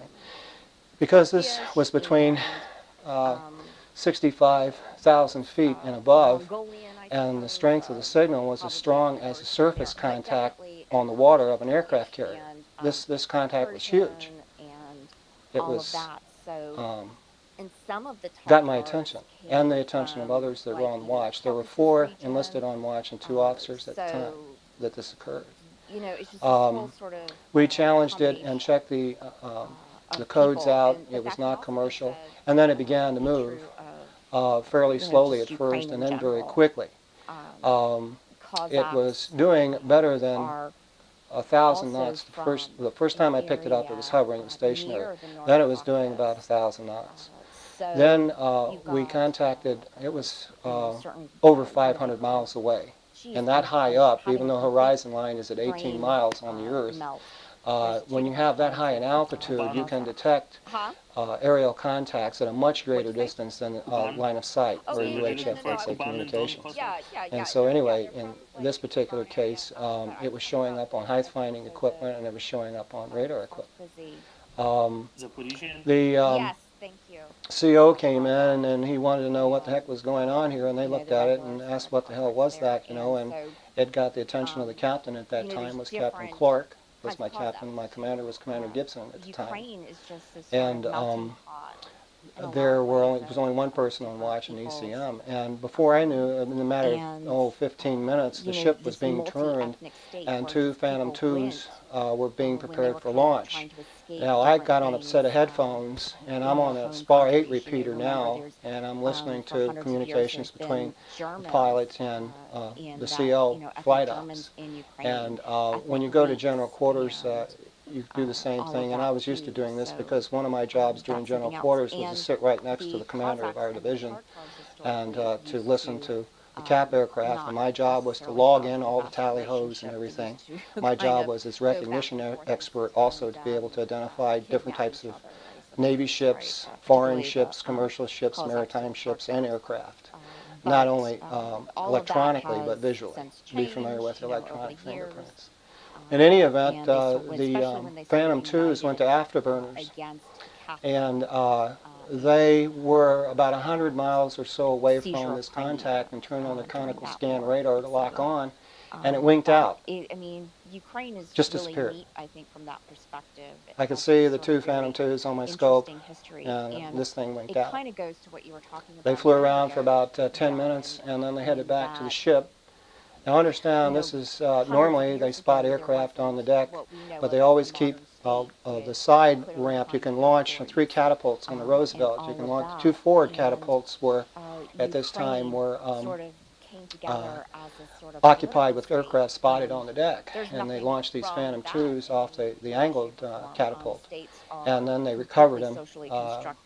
And after they recovered them, about 35 minutes later, after they land on the pipe, 35 minutes later, and everybody's settled down, this thing winks back on again, and it's about 12 to 15 miles from the ship, hovering at about 30,000 feet. It's a clear night, stars are out, and the lookouts, I can talk to them on my headphones here. Everybody's connected, your air plotter, your surface plotter, your officer, your flag plot, the captain or whoever the officer of the watch is up in the conning tower. And on an aircraft carrier, this is very serious business because, you know, it's you have a lot of people involved and a lot of safety factors involved, and so it's not a normal thing just to fire things up that quick. Absolutely. And in any event, they went out and the lookouts couldn't see anything. Nobody could see anything. But it was there on our radar scope. It was not a false signal. I never saw anything. I never left mine, but all I could hear were the reports coming over my headphones. And then the thing that really startled me the most was that after I got a break, we'd get, you know, they're pretty diligent about this in the Navy even today, is that you'd get breaks, at least a 10-minute break in every hour of watch because they want to keep you fine-tuned. And so I went down the corridor, and for this time, for the first time, I saw 2 armed Marines there. 2 Marines there, the one that usually stands with the captain, and they're outside ECM, and they wouldn't let me in there, and I had a clearance to be in there. And then I saw other officers there whom I had never even seen before. So something went down. Something went down. Now, the next morning, a lot of the Airedales were down there talking about, you know, the weird operation that night and what had happened. And of course, I couldn't say anything, and I didn't say anything because I was told by my CO that, you know, and I was reminded of this when I saw the movie Red October. And the admiral walks up and shows somebody at credentials and say, "This never happened." And my CO told me, "Jordan, this, you know, what have you got in your log? This never happened." And I wasn't the only one there on watch that night. So anybody who was there at that time knows what I'm talking about and knows that it's the truth. But less than a dozen people knew what went on that night, and that ship had 5,000 men on it. Then after that particular med cruise, a few of us started talking about it, and I later ran into a Navy chief at the school up in OCS who told me a story about when he was down in the Caribbean. And they had a GQ, and they were on operational readiness inspection with the ships, and they saw this large UFO come up out of the water and take off. And he said that the movie The Abyss was based on that particular story, and that was a part of the Navy records. I've since contacted many of my shipmates because of everything that's been going on with UFOs lately, and which brings up some other subjects, but which I'll get into in a minute. But I have been in touch with Mr. Chet Grzinski, who had been a tremendous help and had sent me some of the papers that I saw when I had first gotten my clearance about reporting UFOs and things like this. It was called GenApp. It was standing orders of the day. If you had detected anything, how to report it. It was primarily for radio operators, so that's Navy intel, okay? And I was flag plotter when the Admiral would come on board for 6th Fleet and use it as his flagship or some other CO. in charge of it. And so I don't take, claims about UFOs very lightly. And it makes you kind of nervous when you have these things happen, in your life, and you're a little skittish about talking about it with people because they probably think you're bouncing balloons off the wall or something. But people cannot know what they themselves have yet to experience. But this happened, it was real, and in this case, the contact was not leaving any kind of a heat signature. It was not leaving any kind of a trail. It was not moving at a speed which was proportional to the normal antenna rotation rate, given the contact signal coming back on the vector guide, given the plot, given the minutes I was making the fixes in 30 seconds. This thing was moving 10, 15 miles in 30 seconds, 20 miles, then 30 miles, then 40 miles, then 100 miles. And in virtually 3.5 minutes, this thing moved, almost 500 miles. And then moving from one altitude to another that would cause any normal pilot to black out, let's say, was very strange to me. This was a real contact, and this signal from this contact at that distance and that altitude was sending back a signal as strong as the Roosevelt itself, and the Roosevelt was over 1,000 feet long. It was a lieutenant commander whom I didn't know very well. He hadn't been on board very long, and he came over and he asked, what was up, Jordan? What do you got in your log? And he says, you don't need to put that in there. It's basically the gist of it. And now, to me, that was highly irregular. Highly irregular to say that, particularly in ship's logs. I did have the contact logged in there, and I started writing in UFO, blah, blah, blah, blah, what the IFF returned, all the procedures, and here we had all this stuff going on. Never another word about it. And so it was not recorded anywhere on the ship? As far as I know, unless it's in the captain's log, or unless it's in the division commander's log. As far as I know, it was never logged. But I've heard during the STS-48 mission, while they were in orbit, and I was listening on the ham radio, and I have an Omni antenna on house, and then I also have other ham friends around the country, some of them former Navy too. And the astronauts were talking about, we have the UFO under observation, and then I've heard him say, we have the alien spacecraft under observation. When Blaha was up, and that audio had became a part of several videotapes, I was one of the ham operators. I did hear that. In fact, I called Jack, Dr. Casher, about that, a friend of mine who had a son going to school where I teach. And I told you they're talking about alien spacecraft. They actually use that term over the airways, and it just stunned me. It just stunned me. Now, get this. This is remarkable. During the STS-48 mission, during all that flap, and then the word got out, and I was in touch with a friend of mine, Vince DiPietro, got his spaceflight center. I get a call out of the blue from the payload manager from Johnson Space Center of the shuttle. And they wanted to talk to me about the videotape I had on that mission, what videotape we happened to have. And I called the house, and it was on my tape when I got home. And I called back to talk to him about that. And he just wanted to know what was up and what I was listening on and what I had on my ham radio. When I would go over to this photography studio to pick up some of my work, there were interagency cars right across the street and guys in suits taking pictures of me. And they took pictures of me and my wife in Kansas City when we were at Worlds of Fun, and I told other people about this because I got very skittish about what was going on here. I was and then I took down the license number of the vehicle, and it was registered to Offutt Air Force Base. I had Air Force and intelligence officer visit me at my house after visiting an estate in West Omaha. And this guy wanted to come over and visit my house, and I asked to see if his credentials, even civilian clothes, and he showed me credentials, and it was U.S. Air Force. And I had a look on he was an Air Force page. officer. It says lists, and he just wanted to come in and see my ham equipment and so forth and so on. And of course, I can understand that. I've got nothing to hide, so I took him down to the basement and showed him all my stuff. when the F-4 Bravos, after they had launched from the aircraft carrier and went up, the only indication I had from listening to the pilots were the same expletives that, you know, what the heck is that? Where did it go? They couldn't see anything except what was on briefly on their conical scan radar just for about 5 or 10 seconds. And then, you know, there was no tally-ho. At first I heard one tally-ho, and then there was, where did it go, is what I would hear. You know.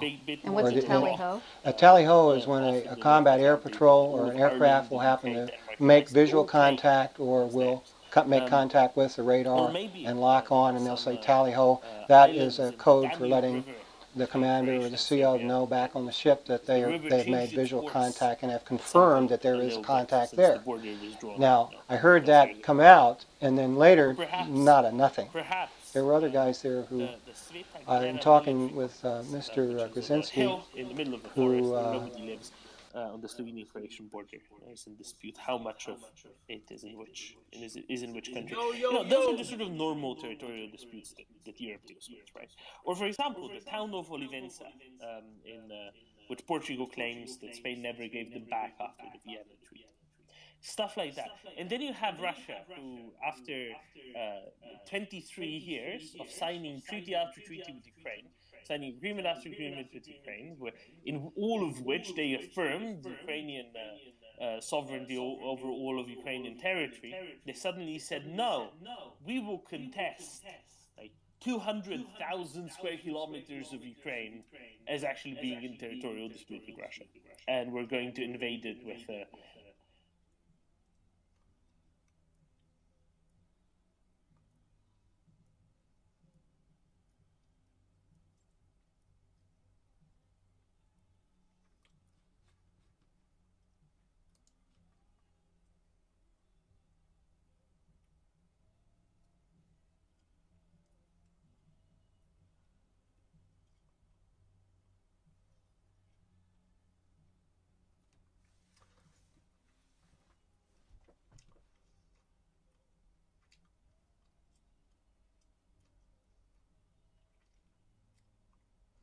I wish I had a bunch of money. I'd order a bunch of different freeze-dried foods.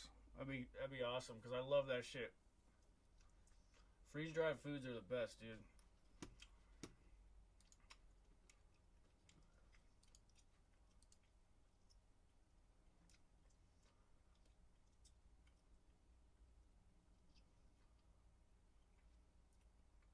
Or some line in the mountains, you know. It's just like that shit's pretty fucking like, expensive though. It's fucking kind of like how to describe it, like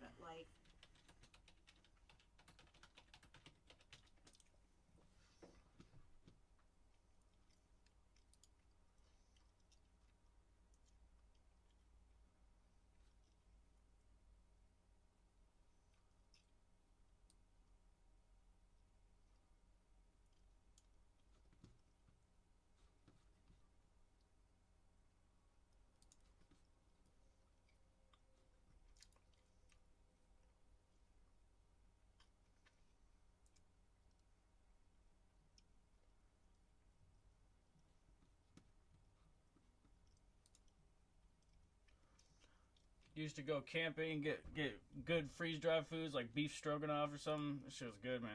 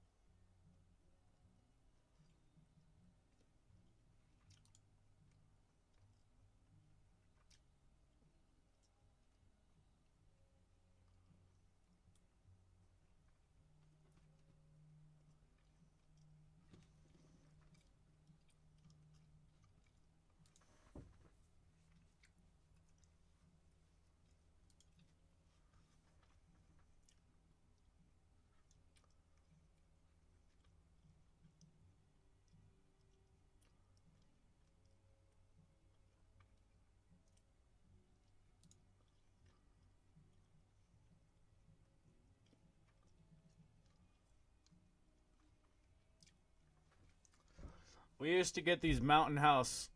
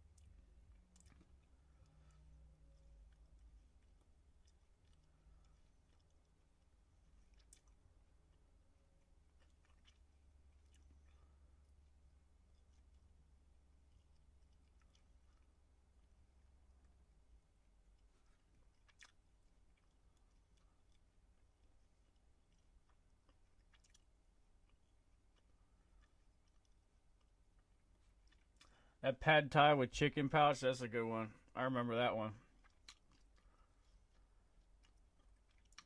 Lasagna one's good.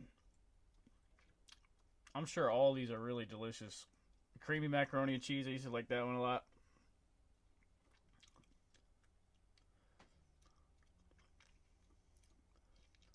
I love the beef stroganoff. Beef stroganoff is really good. What's going on with this? Oh, is it in my headset tablet?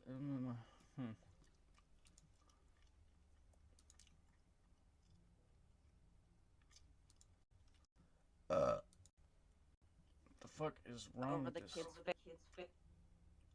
You know, that's What's with the lag? Allow them to expel the Russian invaders. What's with the fucking lag, man? And I got a fast ass computer, man. I came to you with a question. Is that something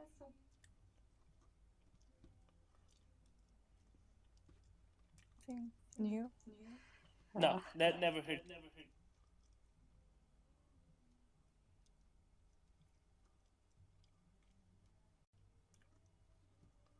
You did that before.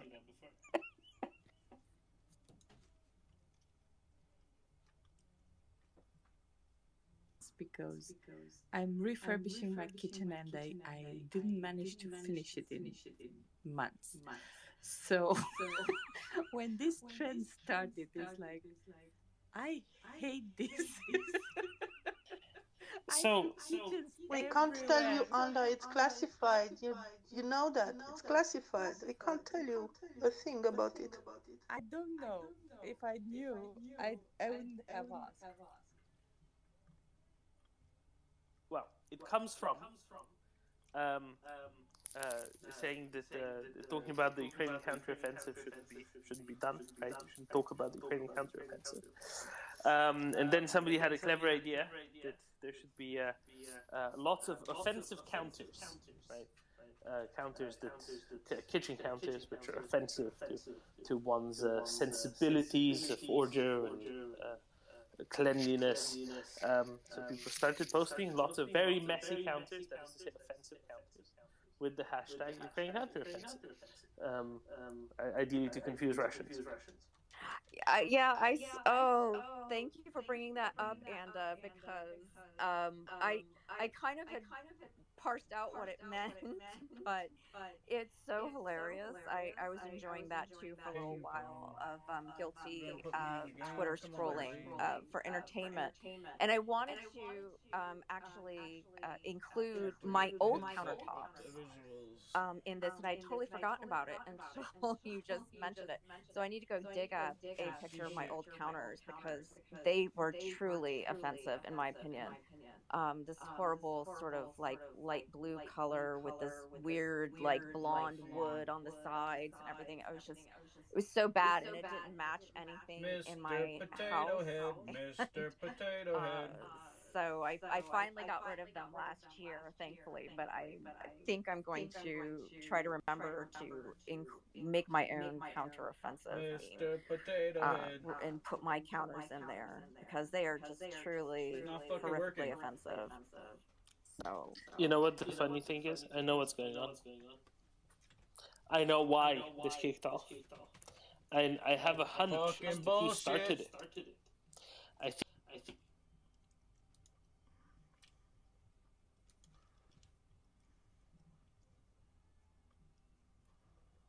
I'll have to restart it. So it let me fucking close it.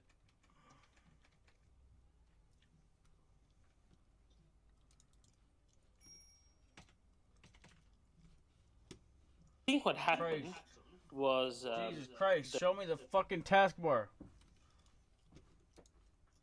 There we go. Okay. What happened was let's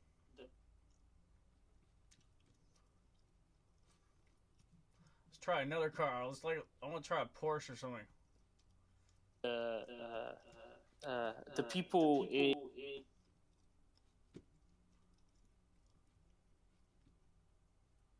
seems legit.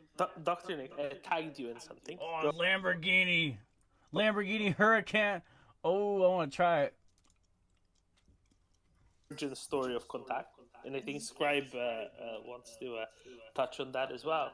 Just don't touch it too hard because then it explodes. Man, I wish I had this shit in real life. That's how I wish I was a good affiliate marketer. So one of my or a real estate dude or some shit. I'll send this to you.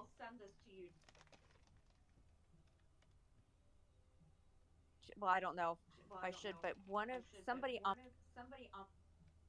my Twitter feed, and some of you probably follow this person. But it's so funny. And I might share it with a few of you. But it's so good. I mean, these things are just so hilarious. But I did see that dome and I retweeted it. Damn, I just want to get a fucking steering wheel for 270 or 80 bucks. I have seen some. Let alone a real Lamborghini. Countertops from Russia. Let's just say I had to not eat for a few hours. Let's do this shit, son. Yeah, you know that is a thing. And if you watch some Russian TikTok or YouTube videos sometimes, you'll see the offensive kind in the fact that they're kind of dirty and messy and whatnot. So yeah, you will see some of that too, and some equally offensive people to go with it. Time to freaking do some racing, dude. Yeah. Come on, guys, you are being too harsh with the Russians. They are trying to improve themselves. I really believe this because the Prime Minister of Russia announced in a public discussion with Putin, apparently. I will make a parenthesis. There is something that is happening in Moscow these days, like a scientific conference or something like this, and it's taking place in Moscow Manege. It's very strange because in Romania, Manege is a space where you train the animals to walk in circles, and it's also used for the circus. So I don't know, but it's called like this. And yesterday, Mr. Medvedev, as Doman said, made some very bold statements about how Hungary, Poland, and Romania want to have a bite of Ukraine, like, you know, in oh, I love this track, dude. It's one of my favorite tracks. We've done all the job. Oh we shit, it's lagging, dude. I can't even fucking take a bite yourselves and let's settle this like this. Otherwise, you know, we have some nuclear weapons. But yeah. And today, the Prime Minister announced that they want to change. They want a new model of public administration, and they want to base it on big data. To get the information directly from the source, bypassing intermediaries. and to have a good feedback from the citizens and businesses. So I have two, I don't know, I can think of two reasons. One reason is that they are so ridden with the corruption that they cannot do it anymore. And the second, you know, when they started this war, they had a lot of big data for the military, but now they are kind of on the side of small data, and they want back to big data again. What do you think? I think they just manipulate whatever data they want for their purposes, whether it's big data, medium data, small data. That's just what I see. And there's been multiple times where I've had it. This just happened to me recently again. Funny you mentioned that. A Vatnik, I think a Russian Damn it, dude, it's lagging. I can't even. Was trying to post some sort of like data. It's fucking lagging. It's not my fault. I forget what it even was. Like it's like lagging. It's not even showing me what the input's doing. So it's too late. It's like spitting out. Ukrainians killing Russians and genocide or some nonsense like this, right? In the war, and like I gotta like turn down the graphics setting or something. The most crazy like charts and see. Kind of slick about this, unfortunately, is if you don't know any.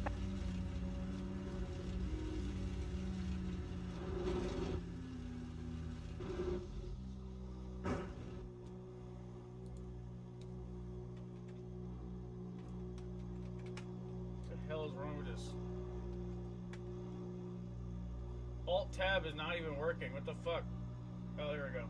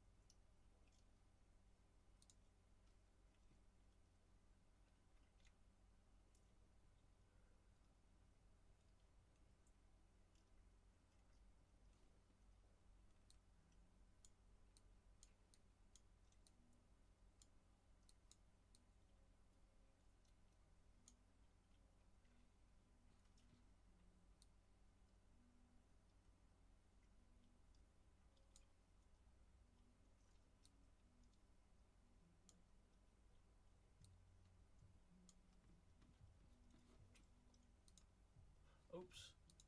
I mean,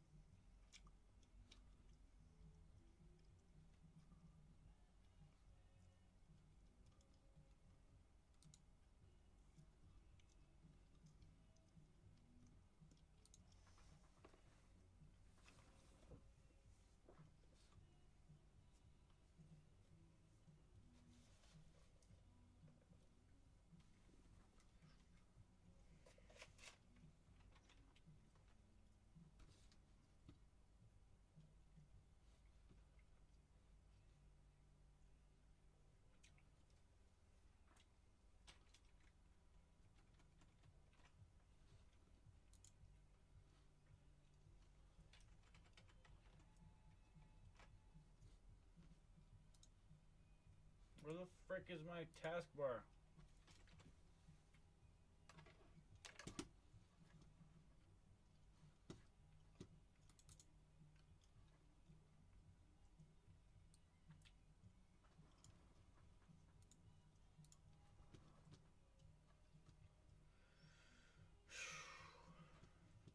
Is to take Bakhmut and we can get all the way to Dnipro.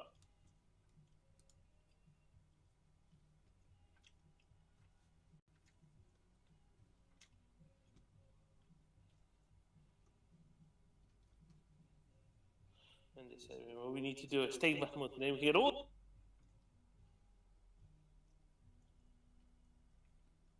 Article from early in the war from Medvedev that he put out some opinion piece in one of these Russian rags. I forget which one it is now.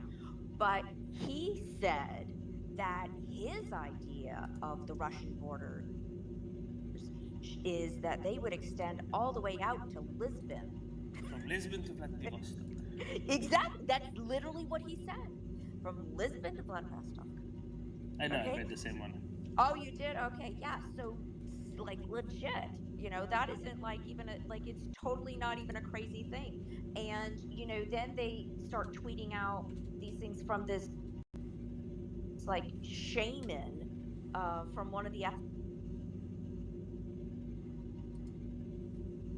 republics saying, you know, well, we need to go take Alaska, not just Alaska, but California.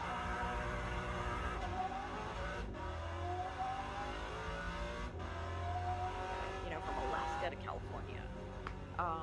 You know, it's just, that's the thing. It's like we kind of laugh about it, but at the same time, it's like you, in a way, you kind of have to in order to stay sane, because exactly, Doman, like you said a minute ago, the narratives change so often, you know, and it's like literally whatever strikes them at the moment. But at the same time, you have to think about it seriously, though, too, because one day Putin could keel over, and we don't know who's going to come after him, and they might be even crazier than Putin, and might think, oh, that Medvedev guy, you know, had a great idea. Let's go all the way to Lisbon or something. You know what I mean? I mean, you don't know who's going to come after and how serious they're going to take this stuff. They may be serious about trying to retake Alaska. That keeps coming up in the Duma, of course. Probably more for propaganda purposes at this point, but, you know, somebody might take that seriously. Nobody would have thought, well, study the region, I guess, but outside of that, you wouldn't necessarily thought that this would even be happening, that 2014 would have happened. Like, how could you legitimately try to say there aren't any Russian troops in Ukraine when there's actual, literal, like, you know what I mean? It's like that toddler that's, you know, broke something in the house or got the hand in the cookie jar and is like, that's not my hand. I didn't do that. No, that wasn't me. That was like, you know, my invisible friend or something, you know what I mean? It's just absolutely insane. But this is what we're dealing with. And who knows what's going to come after that? Who knows? All I'll say is that when it comes to Alaska and it being part of America, it's much like when Orban says, "Oh yes, and you know, Greater Hungary." They're only saying it because there's no way of this ever being true or anybody ever attempting it, even the more crazy folk. It's okay. It's okay. Johannes, how are you? Hey, and yeah, I mean, I think there you go. That's how you drift right there. So that Putin had appeared on some TV show and took a kind of a geography test from a boy, and then there was a question where do Russia's border end? Where does Russia's border end? Or I think the kid asked, and Putin answered, well, Russia's border, granica России нигде не заканчивается. So the border of Russia ends nowhere, and that's kind of a, yeah. I think that's a saying that everybody in Russia is familiar with. So it's on purpose that borders can shift any day. and there is no fixed border for them. There is no place where it ends. But I guess I mean maybe more realistic than tech.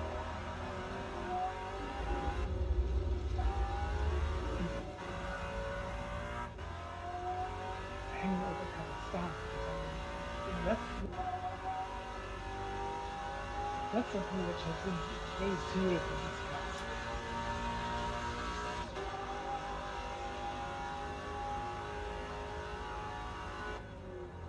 That all the northern oblast of Kazakhstan, which are mainly Russian-speaking, in which is probably can be put back onto the any day. And there was another thing. I mean, regarding big data, I would assume that there is a connection there with this law that has been signed on 14th of April, which is they call it the Zakon of Electronic Повестка, which is I think the law on electronic draft or so when you're now since Putin has signed that law, the situation in Russia is that you don't even have to receive a letter in the mail saying that you should go to the the draft inscription. Oh, yeah, okay, thanks. But that this letter is considered received by you 7 days after it has been entered into the registry, so it doesn't even go on email. You don't even have to get an email. It's just they consider that officially that you have received it 7 days after they have entered into the registry, and I guess that's a Russian version of big data.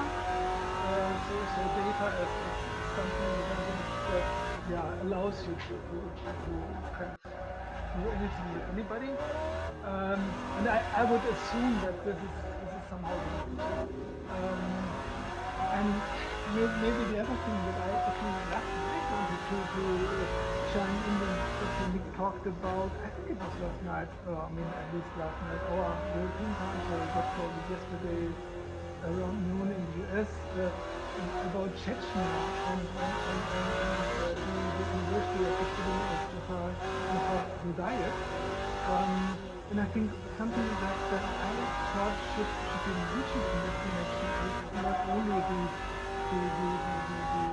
struggle of Chechens for their self-determination and independence, but at the same time that this genocide in this repeated genocide in Chechnya is what has made Putin so popular in Russia.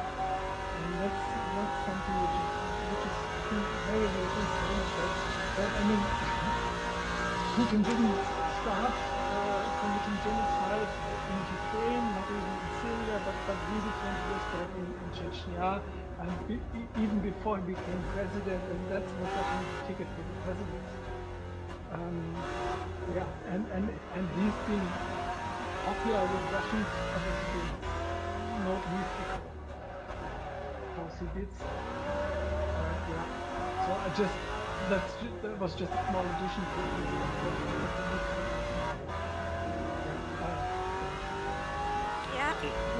Oh, sorry. Go ahead, Toby. You go first.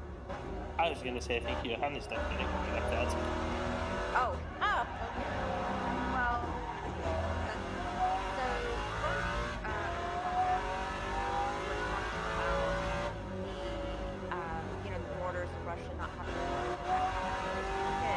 and that was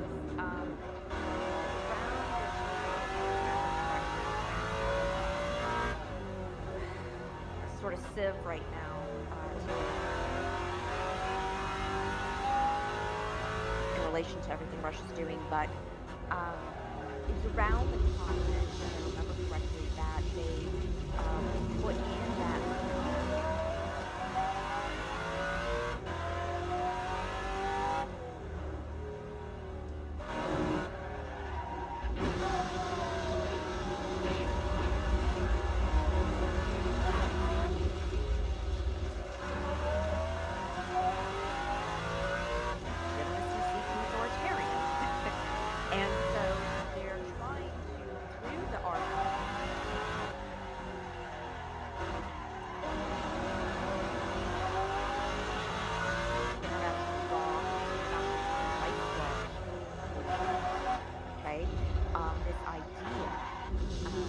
but it doesn't quite work in the Russian context, because what Putin's basically saying is that he has the right to protect any Russian people who sees ethnic Russians that he could, if he wanted to, because that word does have definitely Russian,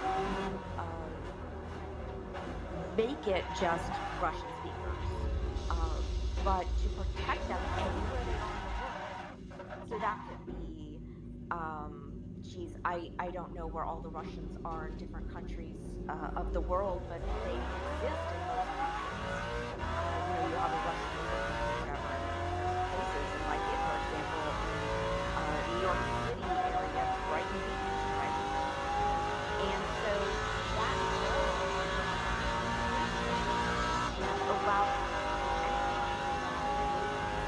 there is a threat to Russian speakers or ethnic Russians, however it is that you should interpret that, will allow them to go into that country, to cross the border,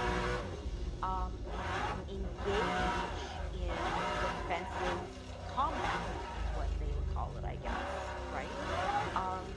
And it's just insane if you think about it. And so to your point, Thomas, about what he said to that little boy, that notion that they into this international law idea into the Russian Constitution, right?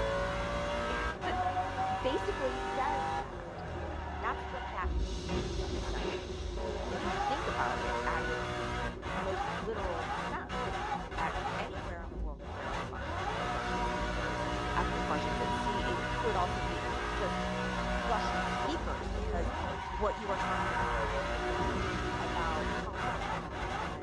that there are Russian speakers in Kazakhstan. They're not all ethnic Russians, or Georgia. Those aren't all ethnic Russians. They are Chechnya, love of peace, definitely not, right? And so that any place Russian speakers, they could go in and protect those people from leadership that are quote unquote oppressing them, right? So in that way, sort of de facto, if that makes sense, to be honest.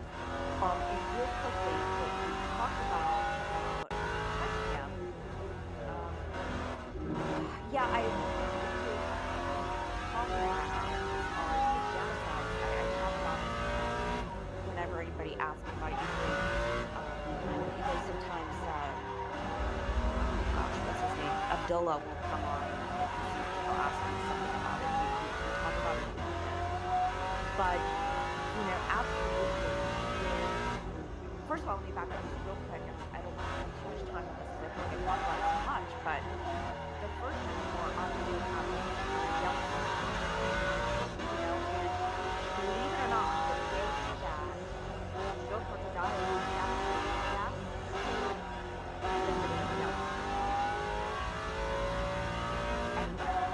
Twitter, maybe? No. Oh, no, that was even before Twitter. Yes, it was. Yeah. It was Bill Clinton. Bill Clinton was there, and they were having a discussion. And there's been a lot of help with this assassination for technical reasons, because Russia didn't have as good of satellites honed in on it that way. And in some ways, the idea that Bill Clinton was there when this happened kind of maybe lends credence to that idea. But I digress. So,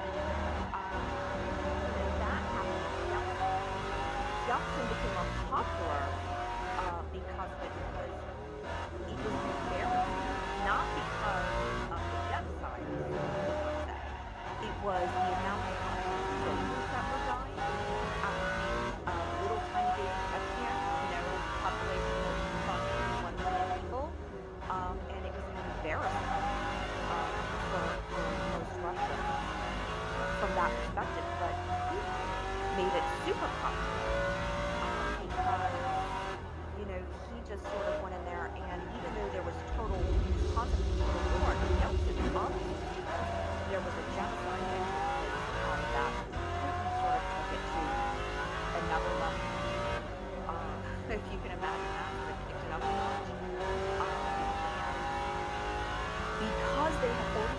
one genocide. In the end of 94, 95, 96, right, when Zayev was assassinated in April of 1996. And then right after that, they were forced into Greece. They went through that genocide there. After that, that small that completely devastated. I mean, think about this. What I talked about the other day was that Chechnya is 40 times, or Ukraine is 40 times the size of population of Chechnya. Right? And so when that occurred, you think too about the size of Chechnya, about the size of Crimea, that the entire country looks like Mariupol, Bakhmut, Izium, and all these other places, because it was much easier for Russia to completely level the whole country. They could not recover without any sort of Western aid or anything like that. And then here comes this second war where they're trying to recover, they're trying to get back on their feet. They're having all these problems with various other things too. That they couldn't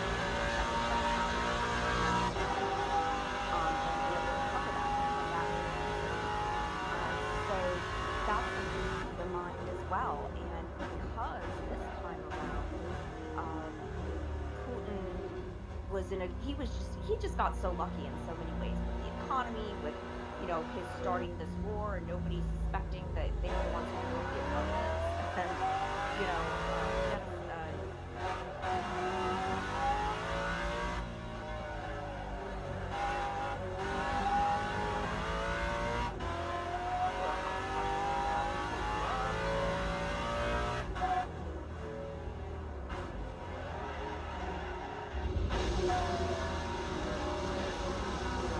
so yeah, that's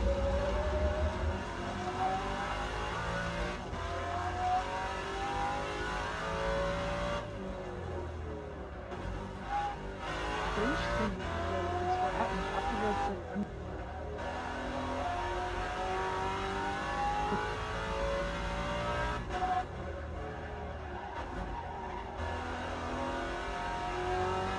Building of Rosny, and I think it's now like one of the countries in Russia.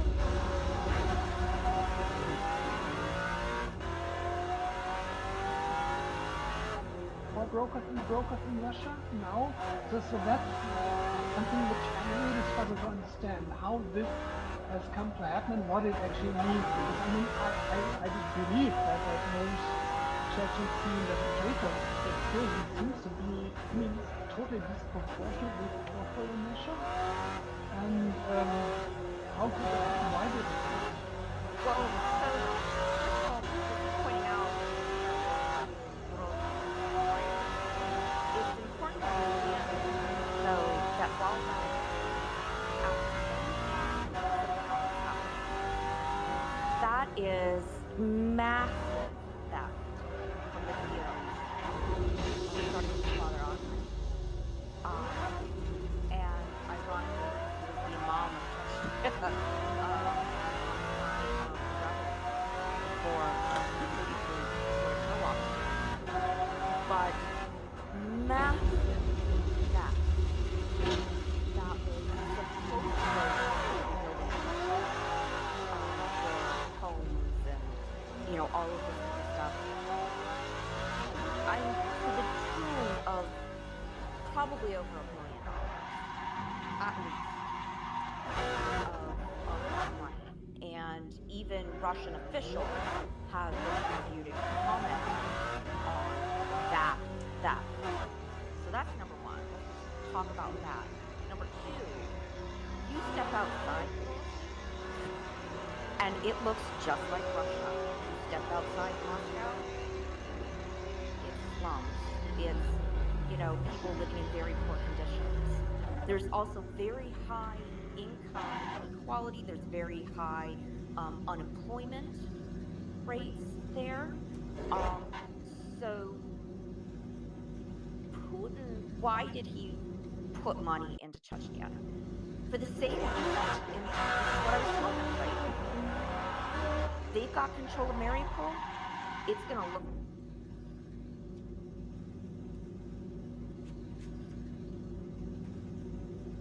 like Grozny. They're going to try to turn it in Grozny.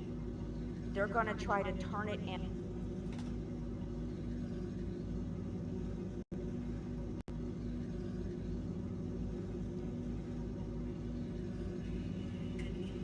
some way. Like, look, this is our area. Yes, you know, it got torn down by war, but we are going to give the people back, you know, their houses and whatever. In their minds, this creates a certain type of legitimacy and might endear them to the population somehow, or to some people externally, which, by the way, is happening. You see all the time people talking about, oh, look, there are schools open now in Mariupol. Oh, look at these beautiful houses that they built, and, you know, all of this stuff. And so it does serve that purpose, just the same as it did in Chechnya when he was putting money towards rebuilding Grozny, you know. And the idea is to make the people submit and be completely dependent upon you. And so that the idea of resistance sort of seems like impossible. And part of that is this economic dependence as well. Need them for housing, you know, all of this stuff. And that's what they've done in Chechnya. I mean, it's this sort of level of state capture where, you know, the elites own so much stuff. There's so much corruption, and yet the people live in such horrid conditions, really. And you're right, they do see him as a traitor, the majority of people. How he got so much power was because Chechnya was ungovernable, going back to the Mongols, right? I mean, Putin realized that he was going to have a very difficult time with a insurgency in Chechnya. And Kadyrov had an idea, particularly his son, before Ramzan became prime minister and then president and then, you know, leader of Chechnya, whatever, okay? He started the Kadyrovs under his father.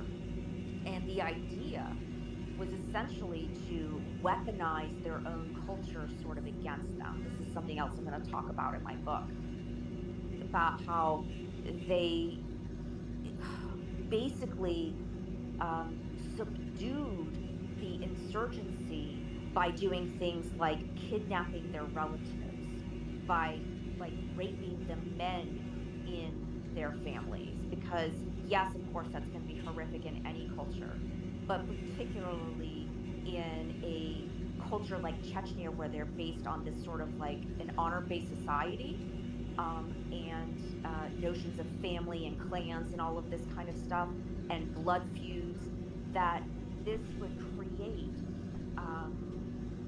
you know, this sort of situation where people might felt like be embarrassed, be humiliated, you know, somehow might have to then go to Kadyrov and say, I need protection from this other group over here. And I mean, he really used and weaponized Chechen culture against the population in such a way that it allowed the Kadyrovsky to, you know, just really flourish, because you would go, say, to Kadyrovsky, one of them, for protection against maybe somebody else in the Kadyrovsky, you know, and you, in order to become protected by the Kadyrovsky, by Kadyrov, you would have to then, say, go kill somebody for Kadyrov, and that might be one of the other insurgents. And so you then become tied to Kadyrov through what's called chir, or blood libel. And it's this whole, like, very intricate, complicated web. And that sort of concept is what allowed him to subdue the insurgency. And so because because of that, he won, Putin's favor, because Chechnya was going to be a big problem for him, and he basically brought Chechnya to heel. And so that's how he's kind of gained some power. Sometimes throughout his rule, people have thought that Putin can't even control Kadyrov if he wanted to in some ways. Um, Ultimately, he would have to because Putin is the leader, but he's kind of let Kadyrov run Chechnya through this policy of Chechenization, weaponizing a dot and doing all of this stuff in society because it was successful. And so he has power from that perspective, because from, I guess, Putin's idea that nobody could control Chechnya, he can't see anybody else who could do what Kadyrov did, and so he's got that power from that perspective. But at the same time, I would be wary of trying to dude. What the fuck you talking about? extrapolate that to anything beyond He really has a hard time getting into Chechnya. the kitchen over the mouse So, traps. like, with in the other words, fucking he's not going to become the next Putin, dishwashers. because never in a million years would Russian society accept a Chechen, somebody like Kadyrov, as the president of Russia. It just won't happen. So while he has power, yes, his power is still tied to Putin, though. And if Putin goes down, Kadyrov goes down. And that's one reason why you see these Chechen battalions fighting for Ukraine. They hope that Putin will become weak through this war. Dudayev had said that that Russia will break its back on Ukraine, and so that's what they're biding their time for. So we'll see what happens. Hey, Dr. Nick, laughing Tommy.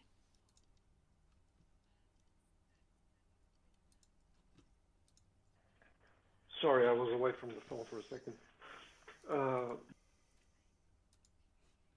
Basically,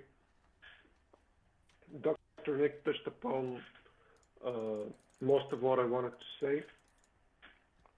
I just want to also point out one interesting fact that, the amount of unexploded ordnance there was around Kiev and so on, those huge mountainous piles that they gathered of cluster munitions, etc. An interesting fact is that after the Chechen wars, especially the second one, they couldn't after the first, but after the second one, when the Russians regained control of Ichkeria, they never conducted a wide-scale unexploded ordnance removal operation. So if you imagine the situation where Ukrainians are still finding all these unexploded shells, grenades, all of that, and there's an international effort to train specialists so it can all be removed. Since '97, even though the operation to subdue the Ichkerians was even worse because they had far less means to defend themselves, so cities were leveled and the volume of fire was simply insane. Even despite all that, there are still insane amounts. Nothing's been cleaned, and people are still discovering and blowing up and getting mutilated by unexploded ordnance to this day. Nothing has changed. And the second bit is exactly what Dr. Nick said about the organization was correct. Basically, Kadyrov is given absolute rule within Ichkeria, but he does so with in order to demonstrate absolute